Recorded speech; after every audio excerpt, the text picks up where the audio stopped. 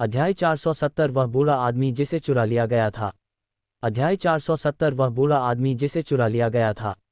कैसा चल रहा है? आप कैसे हैं? जब क्लेन ने ताओ यू और शेरोन को बाहर आते देखा तो उसने कुछ चिंता के साथ उनसे पूछा, मैं इसका ध्यानपूर्वक अध्ययन करूंगा।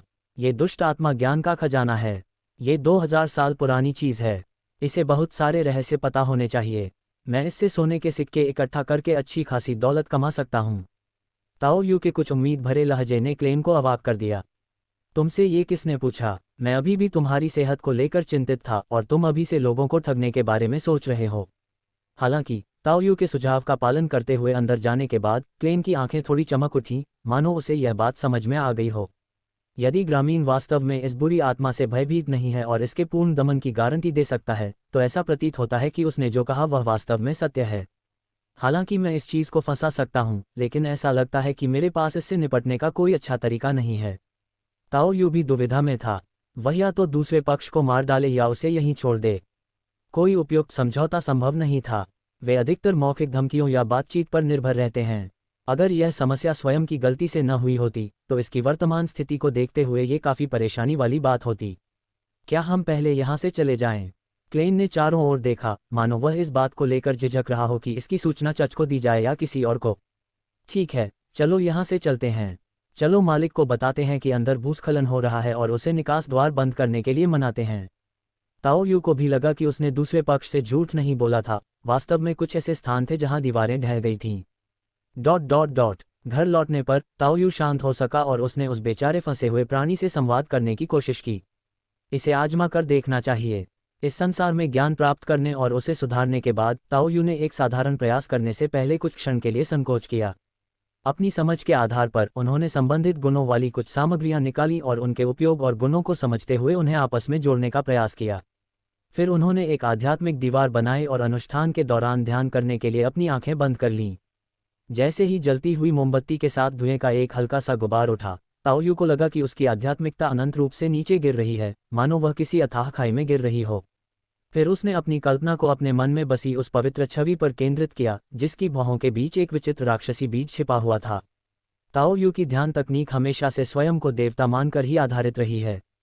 इस समय दुष्ट आत्मा वास्तव में इस दिव्य आकृति की हथेली में जकड़ी हुई थी, लेकिन अपनी दिव्यता की बाधाओं के कारण वह मुक्त होने में असमर्थ थी। अगर ताओ यू चाहता तो वह किसी भी समय हाथ बढ़ाकर उस दुष्ट आत्मा को अपनी हथेली में कुचल सकता था, लेकिन वह इससे ज़्यादा कुछ नहीं कर सकता था। ताओ यू को नहीं पता था कि दूसरा पक्ष कैसा महसूस कर रहा है, लेकिन उसे लगा कि वे थोड़े अधीर लग रहे हैं। तुम लोग 2000 साल से इंतजार कर रहे हो, तुम लोग बहुत ज़्यादा अधीर हो। ताओ यू ने अपना सिर हिलाया। ... इस बीच एक अन्य दृष्टिकोण से यह एक बुरी आत्मा से संबंधित है। घोर अंधेरे भयावह वातावरण में ऐसा प्रतीत हो रहा था मानो किसी भी क्षण कोई अवर्णनीय वस्तु प्रकट हो सकती है और फंसे हुए व्यक्ति को अपने साथ खींच ले जा सकती है। चाहे उसने कितनी भी कोशिश की हो, चाहे उसने कितना भी प्रयास किया हो, फंसी हुई दुष्ट आत्मा को ये सब व्यर्थ ही लगा। समय का कोई प्रवाह नहीं था, न ऊपर न नीचे, न बाएं न दाएं। ये पूर्ण शून्यता, असीम अंधकार प्रतीत होता था। ये दमनकारी चुप्पी किसी को भी मौके पर ही विस्फोट करने के लिए लगभग काफ़ी है। 2000 वर्षों तक भूमिगत फंसे रहने के दौरान सहन की जा सकने वाली एकांतता भी इस भयावह स्थान पर थोड़े ही समय में बुरी आत्माओं द्वारा जल्दी ही भंग हो गई। इस समय ऐसा प्रतीत होता है कि 3 स्वर्गदूतों की संयुक्त शक्तियों से बनी दुष्ट आत्माएं उस भयावह सन्नाटे को तोड़ने के प्रयास में एक दूसरे पर अपशब्द बरसाने लगीं। मेडिसी, देखो तुमने क्या कर दिया। यह एक बाहरी देवता है। धिक्कार है, मुझे तुम्हें मुझ पर नियंत्रण करने नहीं देना चाहिए था। उद्धरण चिन्ह ... उद्धरण चिन्ह। निरंतर चिल्लाना और गाली गलौज करना मानो अंतहीन आनंद का स्रोत था। क्या तुमने गाली देना बंद कर दिया? जो दुनिया पहले खाली थी वह अचानक सभी दिशाओं से पवित्र और भव्य आवाज़ों से भर गई, जिससे दुष्ट आत्मा सोरेन आइनहॉर्न मेडिसी को शक्तिहीनता का एक अपूरणीय एहसास हुआ। ऐसा प्रतीत होता था कि जीवन और मृत्यु दोनों ही दूसरे पक्ष के नियंत्रण में थे। महज एक विचार से मैं खुद को और उन दोनों को इस दुनिया से पूरी तरह मिटा सकता हूँ। इससे मेडिसी को अविश्वास हो गया। वह वास्तव में एक प्राचीन राक्षस है जिसने कई युगों को जिया है। उसने सूर्य देवता के पतन से पहले ही उनका अनुसरण किया था और देवताओं के युग का अनुभव किया था। यहाँ तक कि प्राचीन सूर्य देवता, जो 3 स्तंभों में से एक हैं, ने भी उन्हें कभी ऐसा एहसास नहीं कराया था। यह क्या है? एक बाह्य देवता भला स्तंभों को कैसे पार कर सकता है? ताओ यू को यह नहीं पता था कि क्यों, जब उसने दूसरे व्यक्ति से एक प्रश्न पूछा तो दूसरा व्यक्ति अचानक अचेत हो गया और एक दूसरे पर अपशब्दों की बौछार करना बंद कर दिया। फिर उसने उसे अपनी हथेली में तौला, मानो उन्हें होश में लाने की कोशिश कर रहा हो। हालांकि दुष्ट आत्माओं के संयुक्त प्रभाव में ऐसा प्रतीत हुआ मानो अनंत शून्य से एक दृष्टि अनंत ऊंचाई से लोगों के समूह पर पड़ रही हो, जिससे उनके शरीर में ठंडक सी दौड़ गई। इस क्षण शाप देना अस्थायी रूप से रुक गया और अन्य दो देवदूत जैसी दुष्ट आत्माएं जिन्होंने शुरू में मेडिसी को दोषी ठहराया था, तुरंत मरने का नाटक करने लगी और छिपने के लिए मेडिसी के शरीर में वापस चली गईं। ये युद्ध देवदूत, जो कभी देवदूतों का राजा और तीनों में सबसे शक्तिशाली और सबसे वृद्ध था, अब कुछ हद तक असहाय महसूस कर रहा था। जब तुम लोगों को गाली दे रहे थे तब तो तुम बड़े जोश में थे, लेकिन अब छिप रहे हो। जब जरूरत हो तब क्या तुम्हें मुझ पर भरोसा नहीं करना पड़ेगा? मन ही मन बड़बड़ाते हुए भी मेडिसी ने जवाब दिया, मुझे नहीं पता कि तुम किस प्रकार के प्राणी हो, लेकिन तुम्हारा दर्जा वास्तव में मेरे द्वारा देखे गए सभी प्राणियों में सबसे ऊंचा है। इतनी जल्दबाजी में तुम्हें पाना मेरे लिए एक अपराध होगा। एक ऐसे व्यक्ति के रूप में जिसे बहस किए बिना रहना असंभव लगता है और जो दाह संस्कार के बाद भी बात कर सकता है, ये वास्तव में उल्लेखनीय है कि मेडिसी उससे थोड़ी सी भी अधीनता का भाव प्राप्त कर सके। हालांकि ताओ यू मेडिसी के व्यक्तित्व को नहीं जानता था, उसे बस इतना महसूस हुआ कि यह व्यक्ति हार स्वीकार करते समय भी अजीब लग रहा था। दूसरे व्यक्ति के शब्दों को सुनकर और स्थिति पर नियंत्रण का एहसास करते हुए ताओ यू ने कुछ क्षण विचार करने के बाद धीरे से बोलना शुरू किया। ओह, मैं तो बस मौज मस्ती के लिए इस दुनिया में आया था, लेकिन तुमने मेरी सारी योजनाएं चौपट कर दी, जिससे मैं थोड़ी मुश्किल में पड़ गया हूँ। ये सच था, लेकिन जब मेडिसी ने इसे सुना तो इससे उन्हें अपनी कल्पना को उड़ान देने के लिए काफ़ी गुंजाइश मिल गई। क्या कोई इस दुनिया में दर्शन के लिए आया है? सचमुच एक अलौकिक देवता। हमें नहीं पता कि हम उस बाधा को कैसे पार कर पाए, और न ही यह पता है कि वह कितनी शक्ति अपने साथ लाए। मुझे इस दुनिया के बारे में थोड़ी जिज्ञासा है। आपके चेहरे के भाव से लगता है कि आप इसके बारे में थोड़ा बहुत जानते हैं। क्या आप मुझे बता सकते हैं कि इस ग्रह के चारों ओर ये चीज़ें क्या हैं? और आपके देवता कौन हैं? ताओ यू के बाद के सवालों ने मेडिसी को कुछ हद तक हैरान कर दिया। बाहरी देवता इन चीज़ों से अपरिचित तो होंगे ही, तो क्या सारी मूल सामग्री यहाँ लाई जा चुकी है? क्या आप मूल सामग्री के कारण ही यहाँ नहीं आए थे?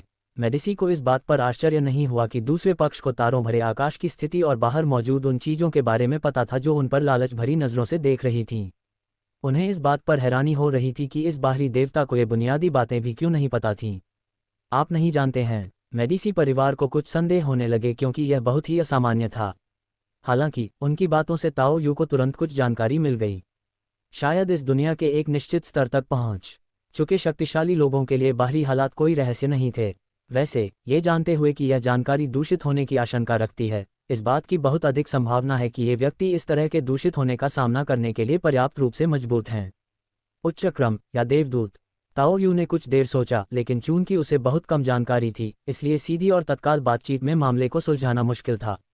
ताओ यू को नहीं लगता था कि वह ऐसे किसी व्यक्ति के खिलाफ जीत सकता है जो 2000 वर्षों तक भूमिगत सील रहने के बाद भी तर्कसंगत बना रह सकता है, ये देखते हुए कि वह पहले एक अज्ञात लेकिन उच्च स्तर का प्राणी था। मुझे सच में नहीं पता, मैंने इसे अंदर आते ही देखा और थोड़ा उत्सुक हो गया। दूसरी ओर मेडिसी परिवार को भी इसका आभास हो गया था। भला इस स्थान पर बाह्य देवताओं के बारे में चर्चा करने से वे भ्रष्ट कैसे नहीं हो सकते थे? फिर अचानक उसे एक एहसास हुआ, एक विशिष्ट तत्व सामने आया है। दूसरे पक्ष को या तो दूषित मूल सामग्री प्राप्त हुई है या फिर मूल सामग्री में चेतना आ गई है।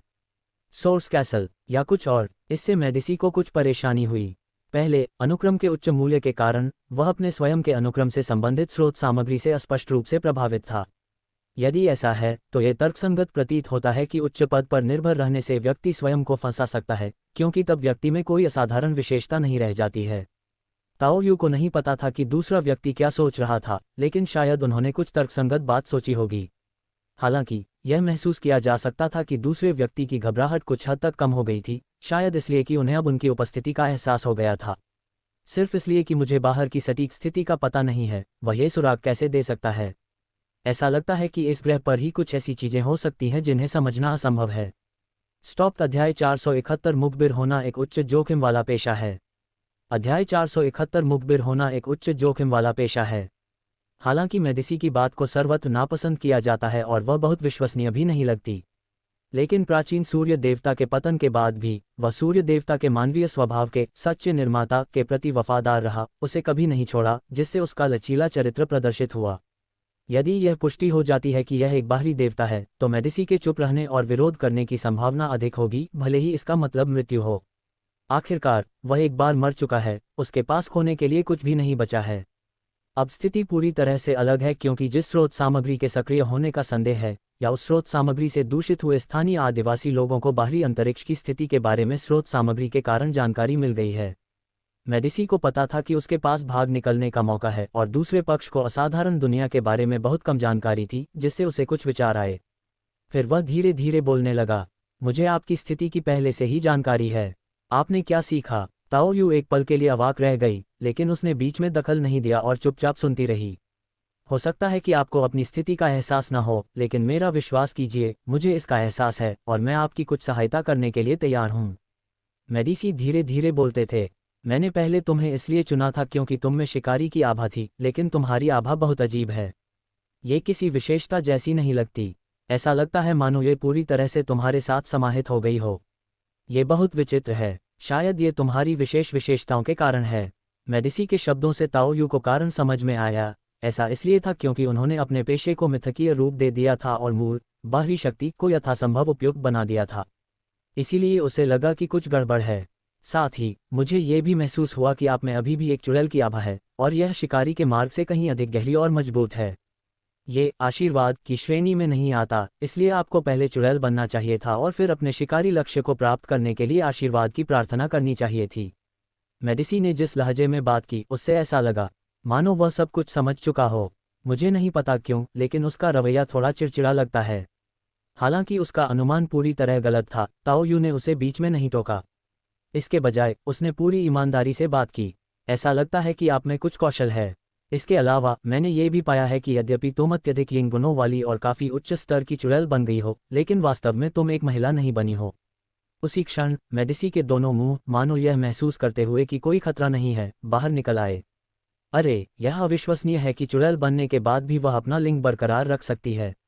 ये तो कमाल है। आपने वह कैसे किया? दोनों को इसमें काफ़ी दिलचस्पी लग रही थी, और ताओ यू ने कुछ जिज्ञासा के साथ पूछा, क्या तुम दोनों बदल गए हो?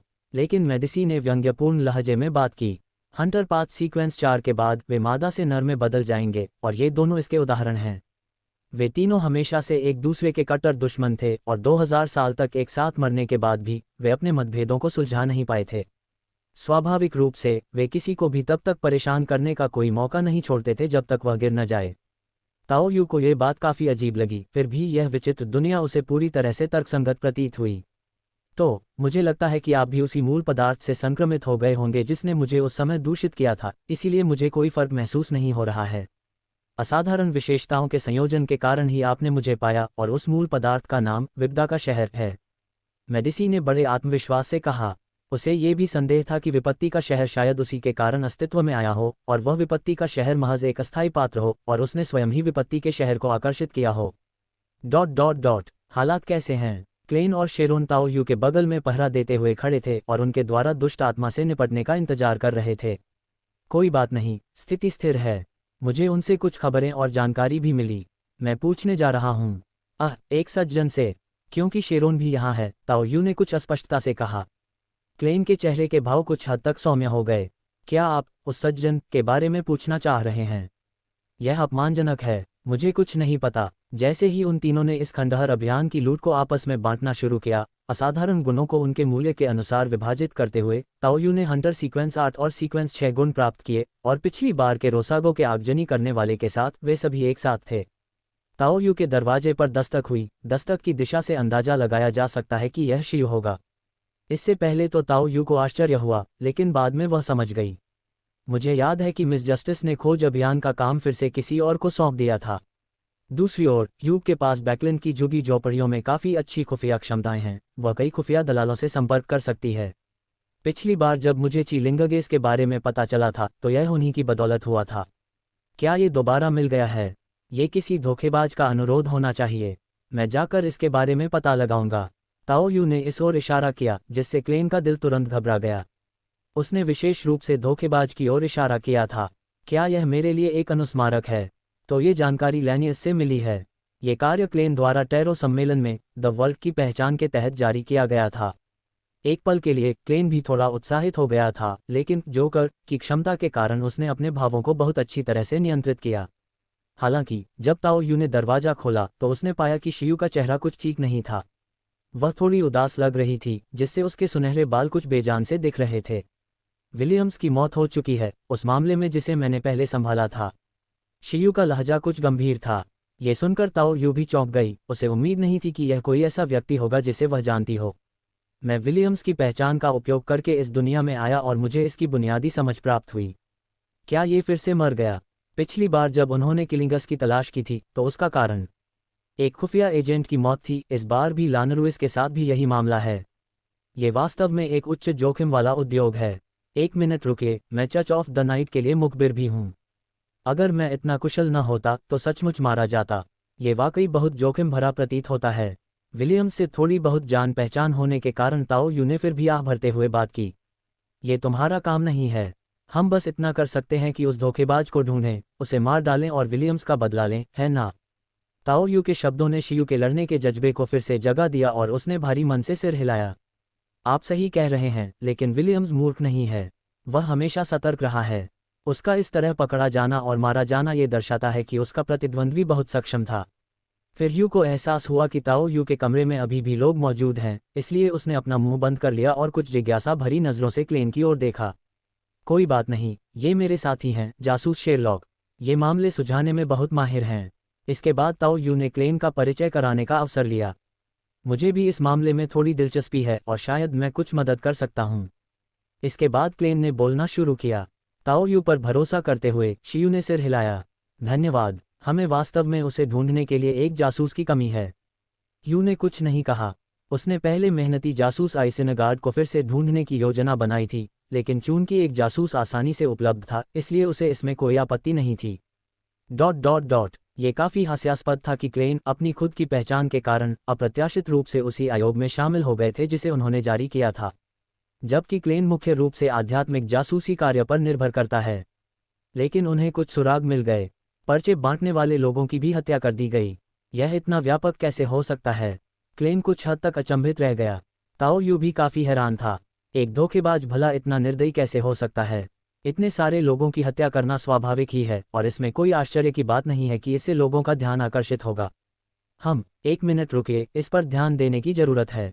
ताओ यू और क्लेन ने एक दूसरे की ओर देखा। उन्हें स्पष्ट रूप से समस्या का अंदाजा हो गया था। लगता है हमारे ठग की हालत कुछ खास अच्छी नहीं है। स्टॉप। अध्याय 472 तुम सिर्फ एक अनुयायी हो। अध्याय 472 तुम सिर्फ एक अनुयायी हो। क्या आप 7वें क्रम पर पहुंच गए हैं? ताओ यू ने देखा कि पुनः प्रकट हुए क्लेन से एक अनियंत्रित आध्यात्मिक आभा निकल रही थी और उसने अनुमान लगाया कि उसने अवश्य ही कोई जादुई औषधि ली होगी। हाँ, विदूषक ने इसे पहले ही पचा लिया था और हमें अन्य सामग्री भी मिल गई थी। क्लेन ने स्पष्ट उत्तर दिया, लेकिन ताओ यू उसका मतलब समझ गया। सूर्य ने उसके लिए सामग्रियों का एक सेट प्राप्त किया था और जो सेट उसने स्वयं खरीदा था उससे उसका उन्नति स्तर पूरा हो जाना स्वाभाविक था। मैंने पहले एक भविष्यवाणी करवाई थी जिसमें कहा गया था कि अपराध स्थल पर सुराग मिलेंगे। मुझे नहीं पता कि भविष्यवाणी भ्रामक थी या नहीं, लेकिन मुझे लगता है कि चूंकि वह इतना चर्चित है, इसलिए हो सकता है कि वह सिर्फ ध्यान आकर्षित करने की कोशिश कर रहा हो। तुम सही कह रहे हो, पिछली बार उसे दुष्ट देवता की संतान से कुछ परेशानी हो गई होगी। क्लेन ने बेहद गंभीर स्वर में कहा। दुष्ट देवताओं की संतानों की बात करें तो मेरे हाथ में मौजूद ये दुष्ट आत्मा मुझे सच्चे सृष्टिकर्ता से प्रार्थना करने के लिए बहकाने की कोशिश कर रही है। मुझे संदेह है कि यह मूल रूप से सच्चे सृष्टिकर्ता के अधीन एक देवदूत रहा होगा। मैंने उस सज्जन से पूछा और उन्होंने भी इसमें काफ़ी रुचि दिखाई। शायद बैकलैंड देवताओं के बीच युद्ध छेड़ देगा। ताओ यू ने अपनी आंखों में थोड़ी सी उत्तेजना के साथ कहा। उसके बगल में खड़े क्लेन ने विदूषक की पोशाक का इस्तेमाल करके अपने आंसू भरे चेहरे को जबरदस्ती दबा लिया। जब वह सामग्री लेने के लिए धूसर कोहरे में गया तो उसने अपने एक साथी ग्रामीण द्वारा छोड़ा गया संदेश देखा जिसमें मेडिसी, युद्ध देवदूत आदि के बारे में जानकारी थी और उसने कुछ प्रश्न पूछे। उसने अनुमान लगाया कि उसे यह जानकारी उस दुष्ट आत्मा से मिली होगी, लेकिन क्लेन को खुद इस सब के बारे में बिल्कुल भी जानकारी नहीं थी, इसलिए उन्हें मजबूरी में दिलचस्प कहकर जवाब देना पड़ा। लेकिन उन्हें खुद नहीं पता था कि इसमें इतना दिलचस्प क्या था। ऐसा लगता है कि इस ग्रामीण को कुछ भ्रम हो रहा है। हे सच्चे सृष्टिकर्ता, जब मैंने उस भ्रष्ट कान के बारे में भविष्यवाणी की तो उसका प्रभाव शाश्वत सूर्य के प्रभाव से भी अधिक था। मैंने तो बस इतना कहा था कि यह दिलचस्प है, इसका मतलब यह नहीं कि मुझे किसी असली रचनाकार में दिलचस्पी है। क्या ऐसा हो सकता है कि मुझे सिर्फ बुद्धिमत्ता में ही रुचि हो? क्लेन को थोड़ी सुन्नता महसूस हुई और यहाँ तक कि उसे ताओ यू को पकड़कर उससे अपने दिल की बात कह देने की तीव्र इच्छा भी हुई। मेरे पास मजबूरी में यह बात कहने के अलावा कोई चारा नहीं था। खैर, मुझे लगता है कि वह सज्जन अभी तक ठीक नहीं हुए हैं। क्या ऐसा हो सकता है कि आपने गलत समझा हो? आप नहीं समझते, आप इस क्षेत्र से पर्याप्त रूप से परिचित नहीं हैं। ताओ यू ने हाथ हिलाकर बात को टाल दिया, जिससे क्लेन के होंठ फड़कने लगे। फिर उसने आह भरी और पूर्वी जिले की ओर चल पड़ा। यू की जांच से कई सुराग मिले। वह और फोर्स एक अपेक्षाकृत सरल स्थान पर गए, जबकि ताओ यू और क्लेन मध्य क्रम के सदस्यों के रूप में एक अधिक जटिल स्थान पर गए। डॉकवर्कर्स का छात्रावास एक ऐसी जगह थी जिसे ताओ यू और क्लेन ने ह्यू द्वारा दिए गए सुराग का अनुसरण करते हुए बार बार भविष्यवाणी का उपयोग करके खोजा था। ये कैसा रहा? आपने बैकलैंड में इतने खराब माहौल की उम्मीद नहीं की होगी, है ना? क्लेन ने अपने सामने की स्थिति को देखते हुए आह भरी। हालांकि जिस परिवार में उसका पुनर्जन्म हुआ वह अच्छा नहीं था, लेकिन कम से कम उसके बड़े भाई के पास अपेक्षाकृत स्थिर नौकरी थी और उसने खुद विश्वविद्यालय की पढ़ाई भी पूरी कर ली थी। भले ही उन्हें मितव्ययी होना पड़े, फिर भी वे सामाजिक सीढ़ी के सबसे निचले पायदान पर नहीं हैं। लेकिन ये वास्तव में ऐसे स्थान हैं जहां लोग हर दिन खाने के लिए ही पर्याप्त कमाते हैं और जहां थोड़ी सी भी गड़बड़ी उन्हें खतरे में डाल सकती है। ये क्लेन के लिए एक बहुत बड़ा झटका था, जिसे अपने पिछले जीवन में कभी भी भोजन या कपड़ों की चिंता नहीं करनी पड़ी थी।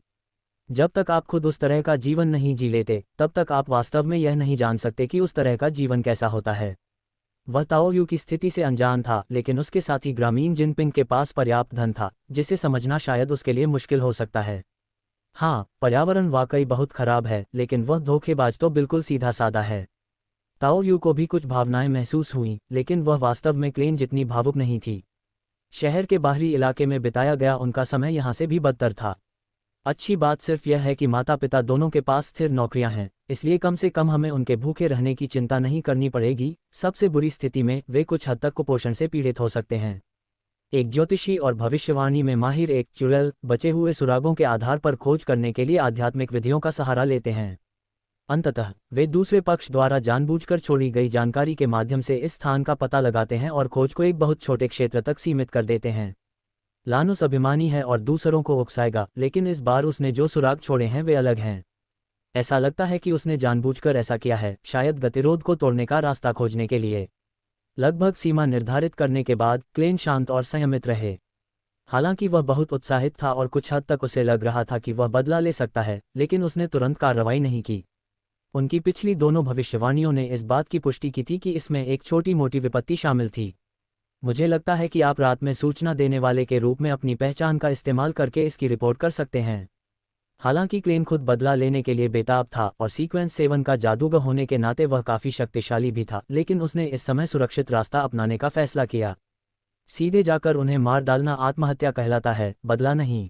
अगर हम उनकी शिकायत चर्च ऑफ द नाइट से कर दें, भले ही इससे ये पता चल जाए कि वे किसी दुष्ट देवता से जुड़े हो सकते हैं, तो आपको क्या लगता है कि चर्च ऑफ द नाइट किस हद तक अपनी शक्ति का इस्तेमाल करेगा? ताओ यू ने कुछ देर सोचा और फिर बदले में एक प्रश्न पूछा। ये सुनकर क्लेन ने भौहें सिकोड़ी। ये संभवतः मध्य श्रेणी की कोई उच्च स्तरीय वस्तु थी, या शायद इसमें किसी प्रकार की उच्च स्तरीय सीलबंद कलाकृति छिपी हुई थी। तो मैं सीधे कार्रवाई क्यों न करूं और इसे आजमा कर देखूं? क्या आप इसे दोबारा इस्तेमाल करना चाहेंगे? क्लेन ने ताओ यू की भयावह आभा के बारे में सोचा और विचार किया कि उनमें से कौन अधिक गंदा था। चिंता मत करो, जैसे जैसे मेरी ताकत बढ़ेगी, इसके दुष्प्रभाव कम होते जाएंगे। लेकिन तुम्हारे अंदर एक बुरी आत्मा है। कोई बात नहीं, उनके बीच कोई संबंध नहीं है। रोसागो की घटना को पहले ही देख लेने और पूर्व तैयारी कर लेने के कारण ताओ यू अहंकारी होने वाला नहीं था, खासकर तब जब वह एक संदिग्ध लक्ष्य से निपट रहा था। मेरी आभा दूषित है, लेकिन क्या दूसरी तरफ भी दूषित नहीं है? इस दुनिया की गंदगी की आदी हो जाने के बावजूद ताओ यू को अब भी लगता था कि वह कीचड़ से अछूती है। एक शेर भी खरगोश का शिकार करने के लिए अपनी पूरी ताकत लगाता है, ऐसे में किसी ऐसे मामले की तो बात ही क्या जिसमें एक दुष्ट देवता शामिल हो सकता है और जो संभावित रूप से अरोरा सोसाइटी को भी इसमें घसीट सकता है। बिना किसी उकसावे की जरूरत के भी ताओ यू ने तुरंत अपनी आवाज़ धीमी कर ली और क्लेन से बात की। जब समय आएगा तो तुम ऐसी जगह पर खड़े होगे जहां से तुम पूरी स्थिति का जायजा ले सको और मौके पर ही भविष्यवाणी कर सको। अगर तुम्हें पता चले कि मुझे कोई समस्या आ रही है, तो तुम चर्च ऑफ द नाइट या मिस्टर फूल को इसकी सूचना दोगे। खैर, मिस्टर फूल ने अभी तक अपनी पूरी ताकत वापस नहीं पाई है, इसलिए आप उन्हें उस गिनती में शामिल नहीं कर सकते। क्लेन ने तुरंत उसे याद दिलाया। चुप रहो, तुम्हें क्या पता? उसने तुम्हें पुनर्जीवित किया। क्या तुम पुनरुत्थान का महत्व समझते भी हो? तुम तो बस उसके अनुयायी हो, तुम्हारी शक्ति बहुत कम है, तुम इस स्तर को नहीं समझते। ताओ यू ने अहंकारपूर्वक क्लेन को अपने विचार बताए, लेकिन इस अनुस्मारक का कुछ प्रभाव पड़ा और उसने अस्थायी रूप से मूर्ख की सहायता हटा दी। ये बैकलैंड है, मैं ऐसे प्राणी को यहाँ आने के लिए दैवीय युद्ध का जोखिम क्यों उठाने दूं? जब तक आप अधिक मूल्यवान और मजबूत नहीं बन जाते, तो चलिए रात्रि के चर्च के लिए तैयारी करते हैं। बस तैयार रहना ही काफ़ी होगा, कोई बड़ी समस्या नहीं होनी चाहिए। छोटी सी चीज़ को तोड़ने के लिए हथौड़े का इस्तेमाल करना पहले से ही अतिशयोक्ति थी और ताओ यू को नहीं लगता था कि कुछ गड़बड़ होने की कोई संभावना है। ये व्यवस्था महज एहतियात के तौर पर की गई थी। कोई बात नहीं, मैं मिस्टर फूल के जरिए मिस जस्टिस को संदेश भेज दूंगा। ये जल्दी हो जाना चाहिए। क्लेन को अब भी एहसास था कि वह उपयोगी साबित हो सकता है। हालांकि वह लेनियस को अपने हाथों से मारना चाहता था, लेकिन अगर परिस्थितियां इसकी अनुमति नहीं देती तो वह कुछ नहीं कर सकता था। हम दोनों ही यह कदम उठाने वाले हैं और मिस्टर फूल ने भी इसमें दिलचस्पी दिखाई है। क्या आपको लगता है कि हम टैरो क्लब के नाम पर काम कर सकते हैं? तैयारी करते समय ताओ यू के मन में कुछ अटपटे विचार भी आए। ठीक है, ये ठीक रहेगा। फिर मैं हमारे टैरो क्लब का नाम रोशन करूंगा। बुराई से लड़ने और अन्याय को दूर करने के बारे में कुछ भी छिपाने की ज़रूरत नहीं है। तुम पहले कोई ऊंची जगह ढूंढ लो और मैं तैयारी शुरू कर दूंगा। अच्छा, जिस प्रकार क्लेन ने ग्रे फॉग के रहस्य किसी के साथ साझा नहीं किए, उसी प्रकार उसका ताओ यू के रहस्यों की जांच करने का भी कोई इरादा नहीं था। दोस्ती करना एक बात है, लेकिन कुछ सीमाएं भी होनी चाहिए। इसके बाद क्लेन ने आसपास के इलाके में सबसे ऊंचे घंटाघर को ढूंढा और जादूगर की तरह फुर्ती से उस पर चढ़ गया। अपने शरीर में मुट्ठी भर काली मिट्टी भर लेने के बाद ताओ यू को इस विधि में अधिकाधिक सहजता महसूस होने लगी और उसी समय उसने अपने द्वारा बंदी बनाई गई दुष्ट आत्मा से पूछा, वे किराया वसूल रहे हैं? मुझे बताओ, यहाँ क्या चल रहा है? ताओ यू ने जल्दी से एक ऐसे धोखेबाज की स्थिति का वर्णन किया जिसने एक दुष्ट देवता की संतान को आकर्षित किया था और कहा कि वह मदद की तलाश में प्रतीत होता है और मेडिसी से कुछ सवाल पूछना चाहता है। इस बात को एक तरफ रखते हुए कि क्या ये दुष्ट आत्मा मुझे धोखा देने की कोशिश कर रही है, भले ही वह वास्तव में ऐसा करना चाहती हो, फिर भी मैं उसके शब्दों से कुछ जानकारी निकाल सकता हूँ।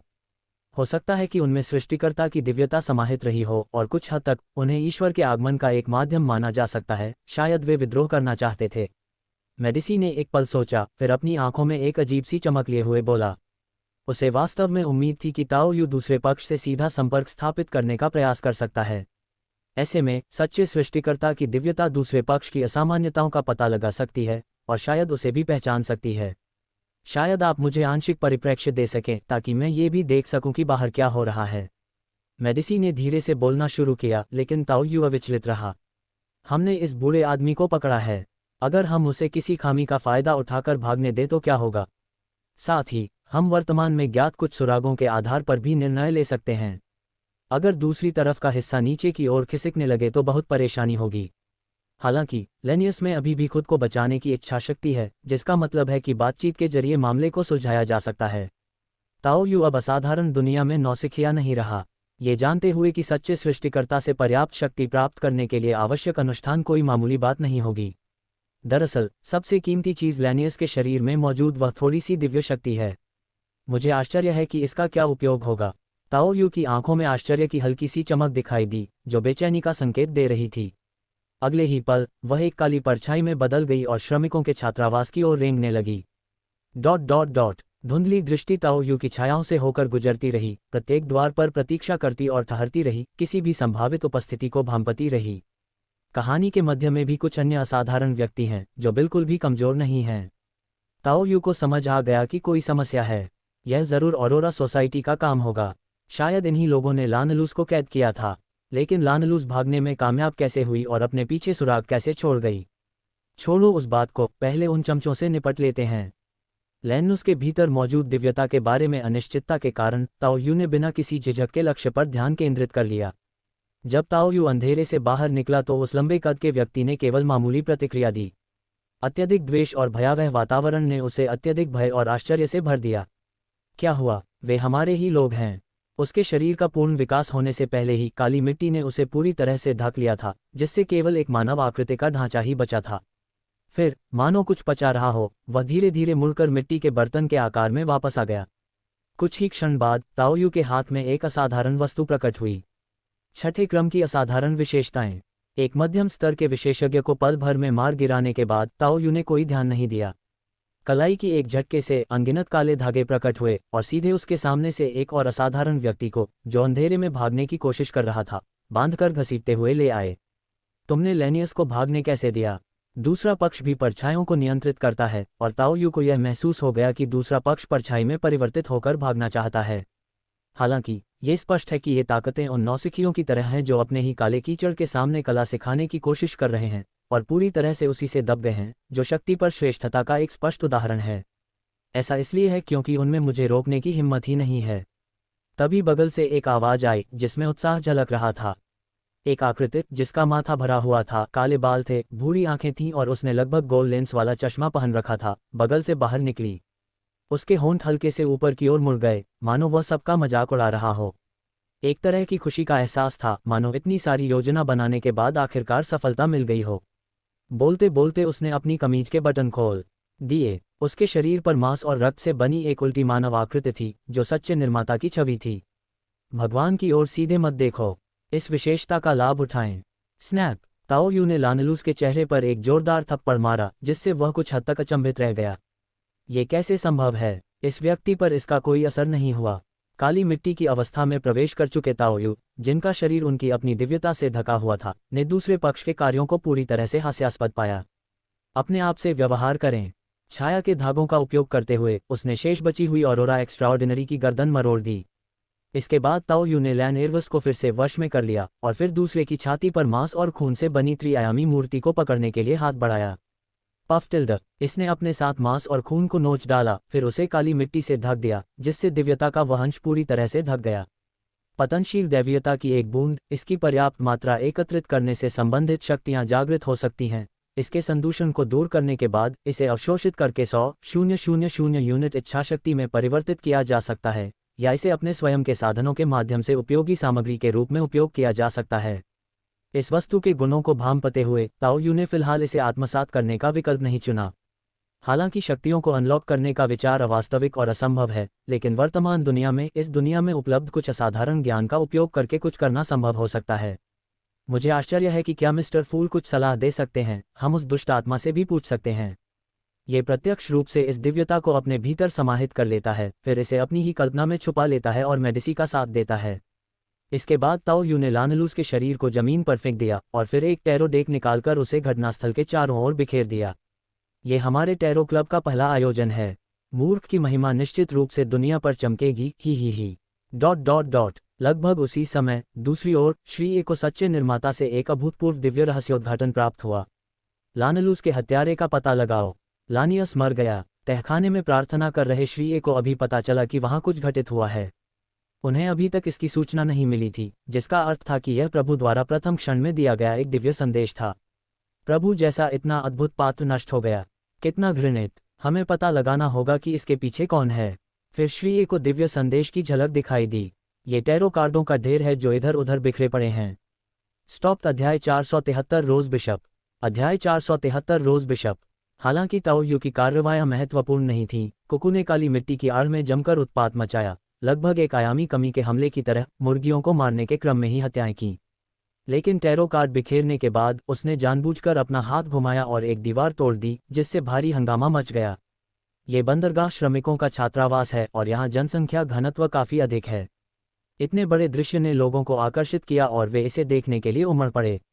इस विचित्र स्थिति और जमीन पर बिखरी लाशों को देखकर उन्होंने स्वाभाविक रूप से पुलिस को बुलाने का सोचा। जासूसों के पहुंचते ही उन्होंने तुरंत चर्च के पीछे स्थित चर्च से संपर्क करना शुरू कर दिया। मृतक की पहचान अंततः लेनियस के रूप में हुई और उसे चर्च ऑफ द नाइट को सौंप दिया गया। ... डन, मुझे थोड़ा खेद है, आपको तो सेवानिवृत्त हो जाना चाहिए था, लेकिन फिर भी मैंने आपको यहाँ आने के लिए कहा। देवी की तलवार के नाम से मशहूर क्रेस्टाई ने अपने चेहरे पर थोड़ी सी माफी का भाव लिए हुए डन से बात की।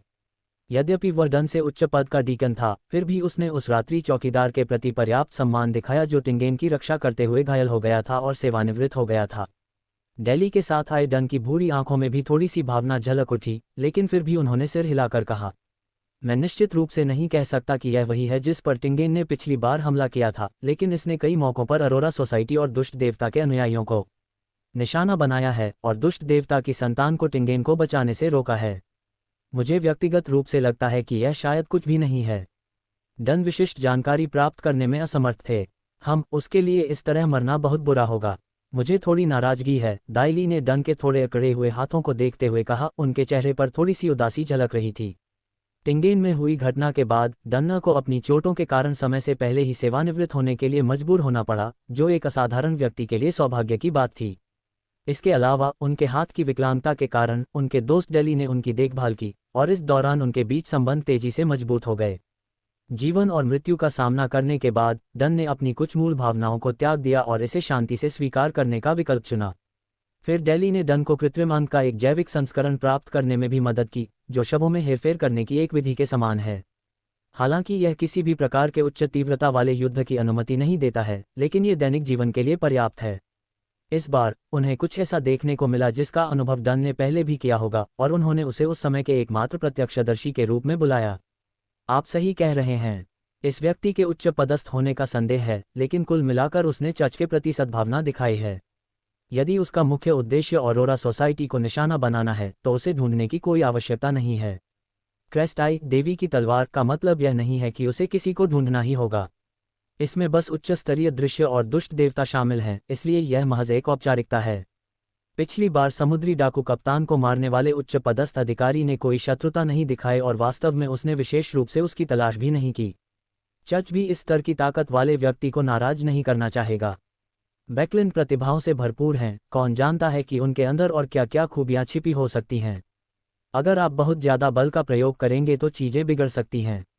देवी के प्रतिनिधियों के रूप में उन्हें उनके बोझ को साझा करना होगा। भक्तों की स्थिरता सबसे महत्वपूर्ण है, और बाकी सब कुछ खतरे में डाला जा सकता है। यदि यह मध्यम स्तर का अनुक्रम है तो हम इसका आगे अध्ययन कर सकते हैं, लेकिन उच्च स्तर के अनुक्रमों के लिए हमें बस एक प्रोग्राम चलाना होगा और बात वहीं खत्म करनी होगी। ... ये सारी क्षमताएं पाताल लोक से क्यों हैं? ताओ यू ने अपने लगातार फटते हुए हाथ को एक अजीब से भाव से देखा, मानो उसका मांस और खून फिर से जीवित हो उठेगा। इससे अप्रत्यक्ष रूप से उनके राक्षसीकरण को काफी हद तक छिपा दिया गया। दरअसल यह महज उसका एक प्रयोग था। उसके पास छठे क्रम का एक असाधारण गुण और उससे संबंधित एक बूंद पतित देवत्व था। चूंकि इस वस्तु का उपयोग करने के लिए और कोई जगह नहीं थी, इसलिए ताओ यू ने सीधे असाधारण गुण को देवत्व के साथ मिलाने का प्रयास किया। हैरानी की बात यह है कि यह रणनीति काफी कारगर साबित हुई, जिससे उन्हें उस असाधारण विशेषता को आत्मसात करने और तीसरा पेशा हासिल करने में मदद मिली। इसके अलावा उसने पिछले चरणों को पार किए बिना ही एक ही चरण में छठे क्रम के रोज बिशप का पद प्राप्त कर लिया। ये छठे क्रम की पूर्ण अवस्था के बराबर है और वर्तमान विचपात से भी कहीं आगे है। ये सीधे रास्ते नहीं हैं, और मेरी विशेष क्षमताओं के बावजूद मुझे इन्हें हल्के में नहीं आजमाना चाहिए। लेकिन पतित देवत्व के बपतिस्मा के कारण इस तरह का अधिकांश अवशोषण मेरे दिमाग पर हुआ, जिससे मैं प्रतिरक्षित हो गया। अगर सिर्फ इतना ही होता तो इस पेशे में सुधार करना बेहद मुश्किल होता। लेकिन समस्या यह है कि कोई व्यक्ति इस पेशे को भगवान की तरह पूज सकता है और इसे अपना बना सकता है। यह इस पथ को जबरन एक सटे हुए पथ में परिवर्तित करने के बराबर है। इसे उस दिव्यता की बूंद का अधिकतम उपयोग माना जा सकता है। ताओ यू भी कुछ हद तक खुश था। अगर उसने इसे सीधे खा लिया होता तो शक्ति की 1,00,000 प्रतिज्ञाओं का कोई खास असर नहीं होता और उस पर उनका प्रभाव भी मामूली ही होता।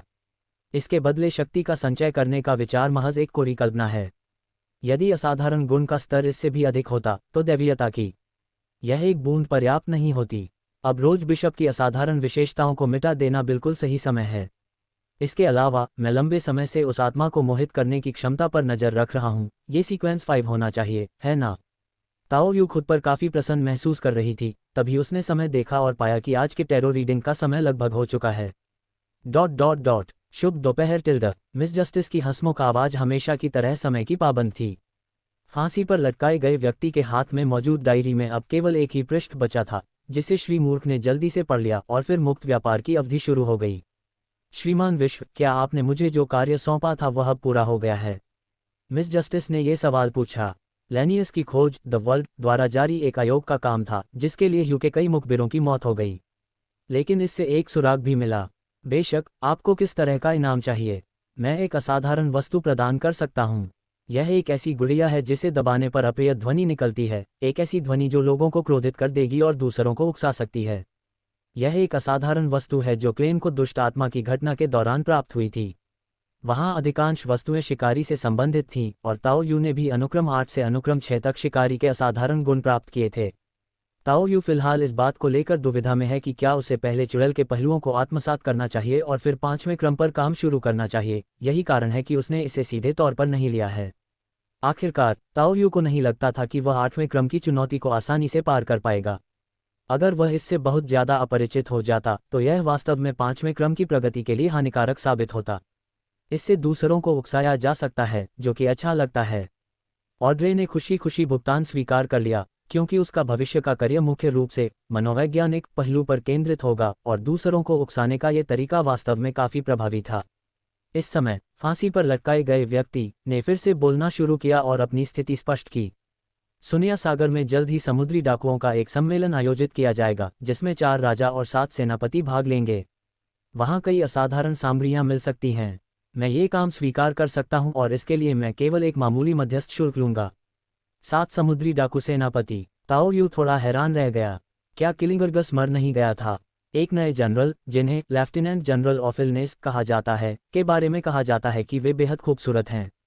अल्जर इस तरह की जानकारी साझा करने में कंजूसी नहीं करता था। बीमारी, महान सुंदरता। ताओ यू ने भौहें चढ़ाईं।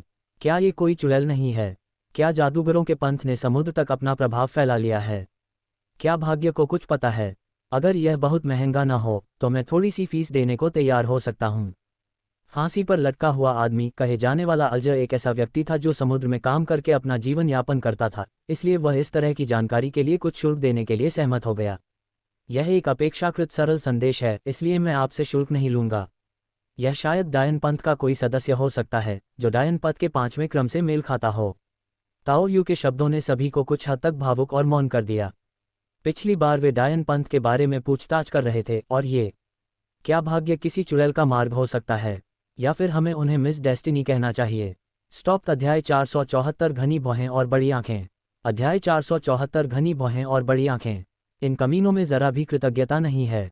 हालांकि किसी ने कुछ नहीं कहा और धुंध को काफी हद तक गुप्त रखा गया, फिर भी ताओ यू उस सूक्ष्म अनुभूति को महसूस कर सकता था। फिर उसने डायरी की आखिरी प्रविष्टि पर एक नज़र डाली। 16 जनवरी को चुड़ैल का स्वाद वाकई बहुत अच्छा होता है। उद्धरण चिन्ह ... उद्धरण चिन्ह। ताओ यू ने अपना माथा रगड़ा। वह सम्राट रोसेल का मूल्यांकन करने में असमंजस में था। तो तुम इसी तरह के मूर्ख हो। ताओ यू को अचानक थोड़ा दुख हुआ और वह सोचने लगा कि क्या उस पर दांव लगाना एक गलती थी। लेकिन स्वाद सचमुच बहुत अच्छा था।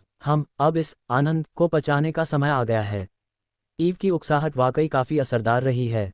हालांकि अब मुझे इसे पचाने की ज़रूरत नहीं है, लेकिन अच्छा हुआ कि उसने डायन पंथ को धोखा दिया। ताओ यू को ईव की कही बात याद आ गई कि उसके जैसे मामले वास्तव में डायन पंथ में दुर्लभ थे, और न केवल उसकी उन्नति का मार्ग अवरुद्ध था, बल्कि इसके नियंत्रण से बाहर होने की संभावना भी अधिक थी। चूंकि ऐसी स्थिति है, इसलिए स्वाभाविक रूप से पीछे मुड़कर गलत दिशा में निकल जाना ही बेहतर है। इसके अलावा आप उससे सीक्वेंस 5 पोषण की रेसिपी भी प्राप्त कर सकते हैं।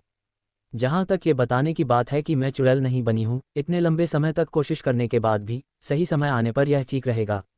अगर बाकी सारे तरीके नाकाम हो जाएं तो भी कोई फर्क नहीं पड़ता। डायन पंथ अभी भी रात्रि के चर्च से अपने मुखबिरों का पता लगा सकता है। अगर हम पीछे मुड़कर भी देखें तो बात सिर्फ इतनी है कि अब छद्म नाम का कोई मतलब नहीं रह गया है। ... ताओ यू कुछ सहानुभूतिपूर्ण भाव से जर्ज नृत्यशाला में पहुंचा। मैं एक बार ऑरोरा क्लब की ओर से यहाँ आया था और फिर मैंने श्रीए को राजदूत की हत्या करने के लिए कहा, जिसके लिए मैंने केवल अग्रिम राशि दी थी। वह फिर से हंगामा करने के लिए वापस आया, इसलिए मामला थोड़ा उलझ गया है। डांस हॉल में पहुंचने पर ताओ यू ने देखा कि इसका नवीनीकरण करने का बिल्कुल भी इरादा नहीं था और उसने लापरवाह रवैया महसूस किया। फिर बॉलरूम में जल्दबाजी में उठाकर लाई गई एक मेज के सामने उन्होंने ईव को अकेले शराब पीते हुए देखा। आपकी गैस पाइपलाइन की कई बार मरम्मत की जा चुकी है, ताओ यू ने बेहद गंभीर स्वर में कहा। उकसाने वाले को पहले ही पचाने की कोशिश करो, अगर फिर वह औषधि तुम्हारे मुंह में तुरंत पिघल जाए तो बहुत अच्छा होगा। हे, मैं भी इस संगठन से थोड़ा निराश हूँ। बस इतना ही काफ़ी है। क्या हम मिलें? ताओ यू ने हाथ बढ़ाकर दूसरे व्यक्ति के कंधे पर हाथ रखा और उससे शराब का गिलास ले लिया। हालांकि मुझे आपको खुशी देने में कोई आपत्ति नहीं होगी, लेकिन क्या आप वाकई आश्वस्त हैं? ईव ने जटिल भावों के साथ ताओ यू के सुंदर चेहरे की ओर देखा।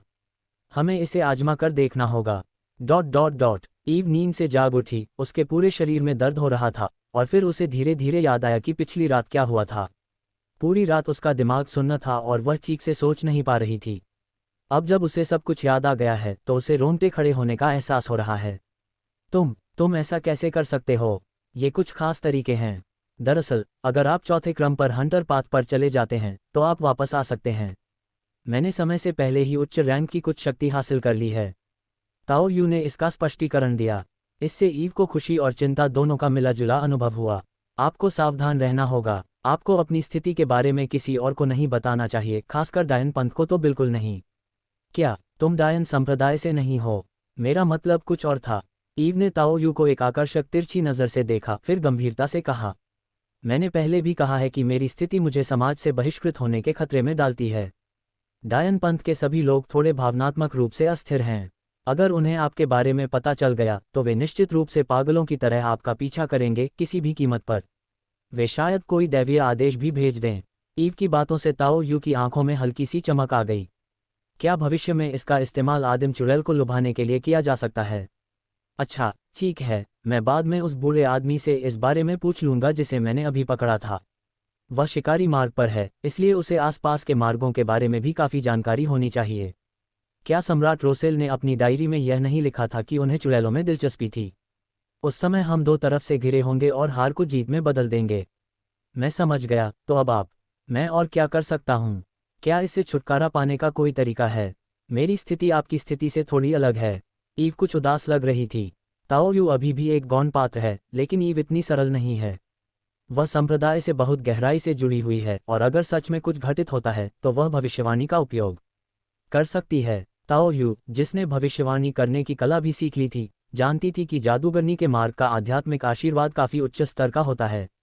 वृद्ध मेडिसी के अनुसार चुड़ैल सभी मार्गों के यिन पहलू का प्रतिनिधित्व करती है, जो शिकारी मार्ग के बिल्कुल विपरीत है। तो अब वे क्या तैयारी कर रहे हैं?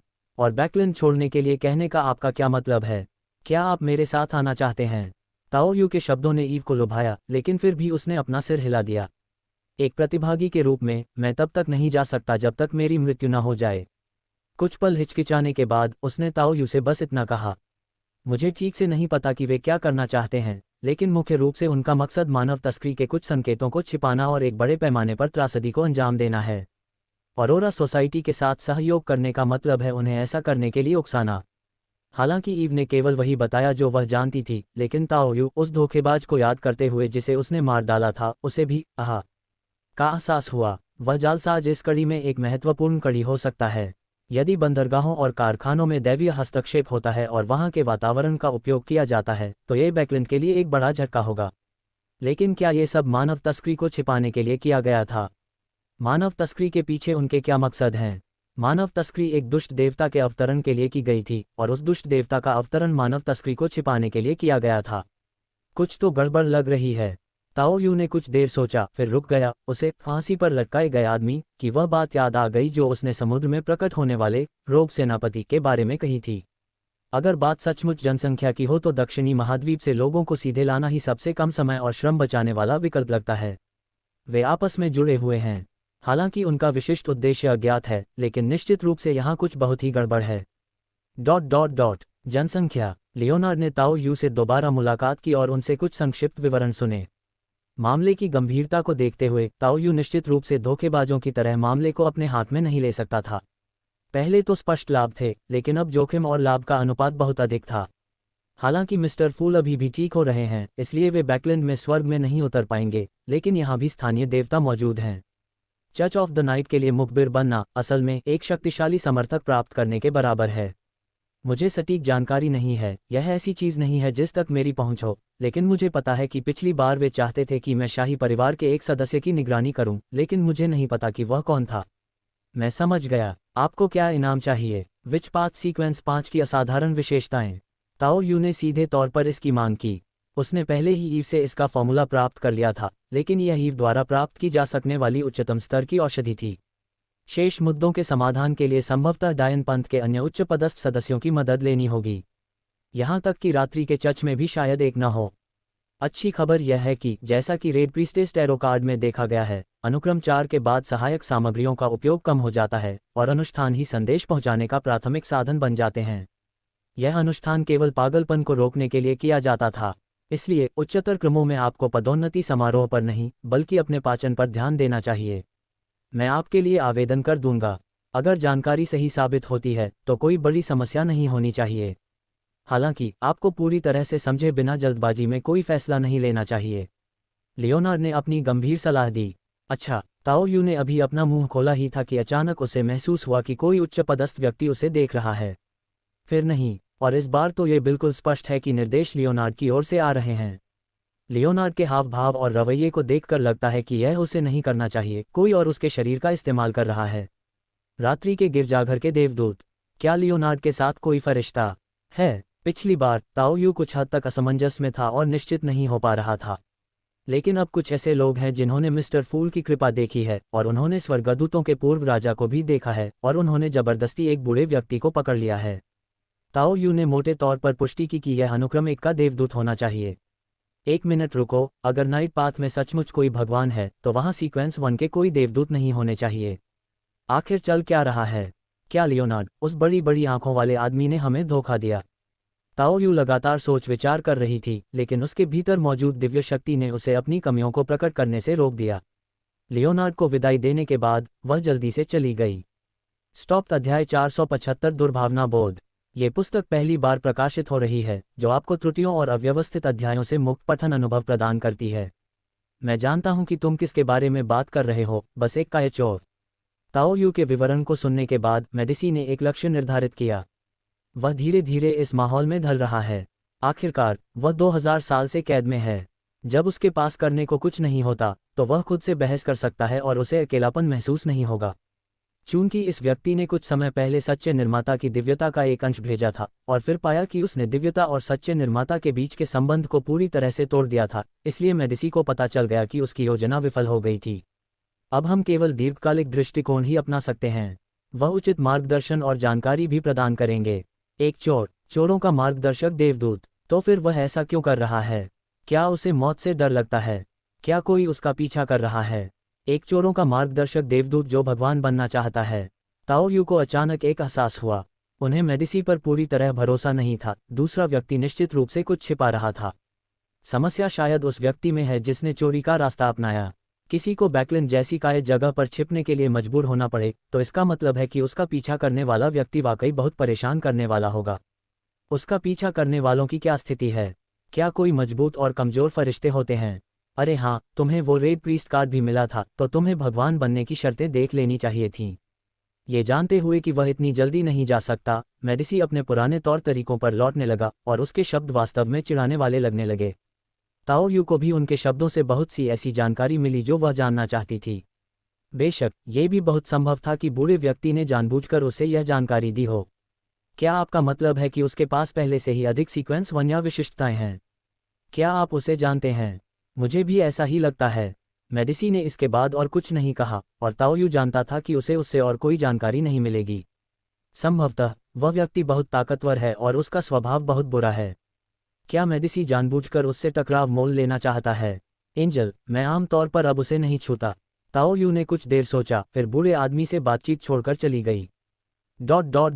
ताओ यू रात के खाने के लिए क्लेन को ढूंढने के लिए मुड़ी, लेकिन वह घर पर नहीं था।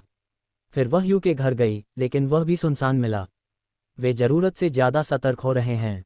ताओ यू शायद इसका कारण समझ सकता था, क्योंकि उन्होंने धोखेबाज लैनिस की जांच की थी और यहाँ तक कि उसके अनुमानित स्थान का पता भी लगा लिया था। उन्हें शायद बाद में पता चला कि आधिकारिक असाधारण लोगों का संगठन वहां गया था, इसलिए उन्होंने अस्थायी रूप से भागने का विकल्प चुना। क्या ये किसी स्पष्ट बात को छिपाने की कोशिश जैसा नहीं है? लेकिन शायद ये किसी असाधारण और जंगली प्राणी की सावधानी ही है। ताओ यू को वास्तव में लगा कि अगर वे नहीं भी जाते तो कोई फर्क नहीं पड़ेगा। सबसे बुरी स्थिति में वह खुद एक मुखबिर बन सकती है। हालांकि ताओ यू को जल्द ही अंतर का एहसास हो गया। वे किसी भी समय अपनी वर्तमान पहचान को त्याग कर एक अलग व्यक्ति में बदल सकते हैं, इसलिए वे कई मामलों में अधिक साहसी हो सकते हैं, लेकिन वे ऐसा नहीं कर सकते। आनंद को महसूस करने के लिए ईव से मिलने के अलावा कोई और रास्ता नहीं था, और ये तरीका काफी कारगर साबित हुआ।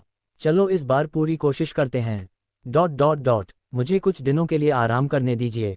ईव की आंखें कुछ हद तक भावहीन थीं और उसकी आवाज़ थोड़ी कर्कश थी। उसे समझ नहीं आ रहा था कि एक चुड़ैल होने के बावजूद वह इतनी अक्षम क्यों थी। यह अविश्वसनीय था। ठीक है, क्या ऑरोरा सोसाइटी या संगठन की तरफ से कोई बदलाव हुआ है? ताओ यू ने पाचन प्रक्रिया की जांच की और फिर कुछ प्रश्न पूछे। ऑरोरा सोसाइटी एक टैरो कार्ड संगठन की तलाश कर रही है और उसने भारी इनाम की पेशकश की है। संभव है कि उन्हें कोई भविष्यवाणी मिली हो। मैंने उन्हें पहले कभी किसी चीज़ में इतना दिलचस्पी लेते नहीं देखा। ये सुनकर ताओ यू को भी लगा, मुझे तो पहले से ही पता था। मूर्ख और सच्चे सृष्टिकर्ता शत्रु हैं, लेकिन आसपास के सभी रास्ते तो भरे हुए हैं, है ना? ताओ यू ने कुछ देर सोचा, लेकिन शत्रुतापूर्ण संबंध जरूरी नहीं कि आसपास के रास्तों पर आधारित हों, शायद ये सिर्फ एक दूसरे को नापसंद करने का मामला हो सकता है। यदि हम यह मान लें कि मूर्ख रसेल की पहचान है, तो उसके कार्यों का तर्क स्पष्ट हो जाता है। मैं इसे बर्दाश्त नहीं कर सका और मैंने हस्तक्षेप करने का फैसला किया। क्या आपको पता चला है कि तस्करी किए गए लोग कहाँ जा रहे हैं? नहीं, मैंने पहले ही कहा था, मुझ जैसे व्यक्ति को कोई प्रमुख पद नहीं दिया जाएगा। ईव ने आह भरी। जब से ताओ यू ने उसे दुविधा में डालने के लिए उकसाया था, तब से वह लगातार बेचैन महसूस कर रही थी। हालांकि उसके पास संगठन छोड़ने की क्षमता नहीं थी, लेकिन ताओ यू को जानकारी जुटाने में मदद करते समय उन्हें जरा भी अपराधबोध नहीं हुआ। आप पिछले कुछ दिनों से कहाँ थे?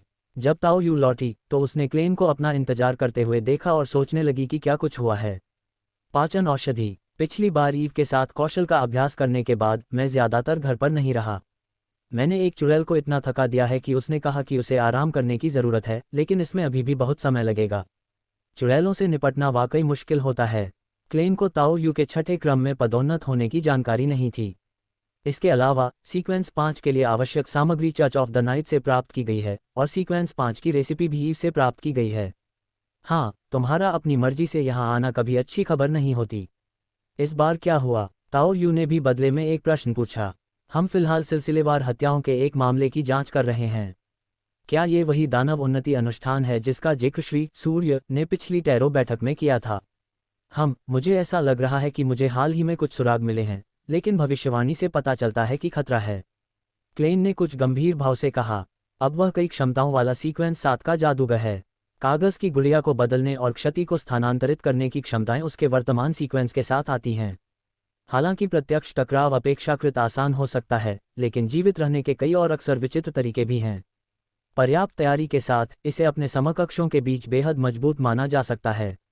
लेकिन किसी कारणवश जब से उन्होंने church of the earth mother में अपना मिशन पूरा किया है, तब से उन्हें एक स्पष्ट सी अनुभूति हो रही है कि कुछ गड़बड़ है, मानो कोई उन पर नजर रख रहा हो। एक भविष्यवाणी से एक समस्या का पता चला। इसके बारे में मुझे अधिक बताओ। हमने इस मामले की जांच के लिए विशेष रूप से जासूसों की एक बैठक बुलाई थी, लेकिन उपस्थित लोगों में से एक की मौत हो गई। ऐसा लगता है कि हत्यारा ही इसके लिए जिम्मेदार था, और यह हत्यारा बिल्कुल श्री सन द्वारा वर्णित शैतान जैसा है, बिल्कुल पागल। क्लेन ने पिछले कुछ दिनों के अपने अनुभवों को बयान करना शुरू किया। सिलसिलेवार हत्याओं की उनकी जांच महज एक संयोग थी। उनका मुख्य ध्यान विभिन्न तरीकों से हासिल की गई असाधारण उपलब्धियों पर था। उदाहरण के लिए, उन्होंने church of the earth mother में एक मिशन पूरा किया था और एक चाबी प्राप्त की थी जिससे वे कई दरवाजों से होकर गुजर सकते थे। जब मुझे ये चाबी मिली तो मुझे लगा कि कुछ गड़बड़ है, इसलिए मैंने कई तरह की भविष्यवाणियां की, लेकिन सभी परिणाम काफी अस्पष्ट थे। धुंधला दिख रहा है। मैं बूढ़े आदमी से पूछ लेता हूँ। मेरा इंतजार करो। खुद सोचने के बजाय ताओ यू ने उस बूढ़े मेडिसी से इसके बारे में पूछना शुरू कर दिया, जिसे उसने बंदी बना लिया था।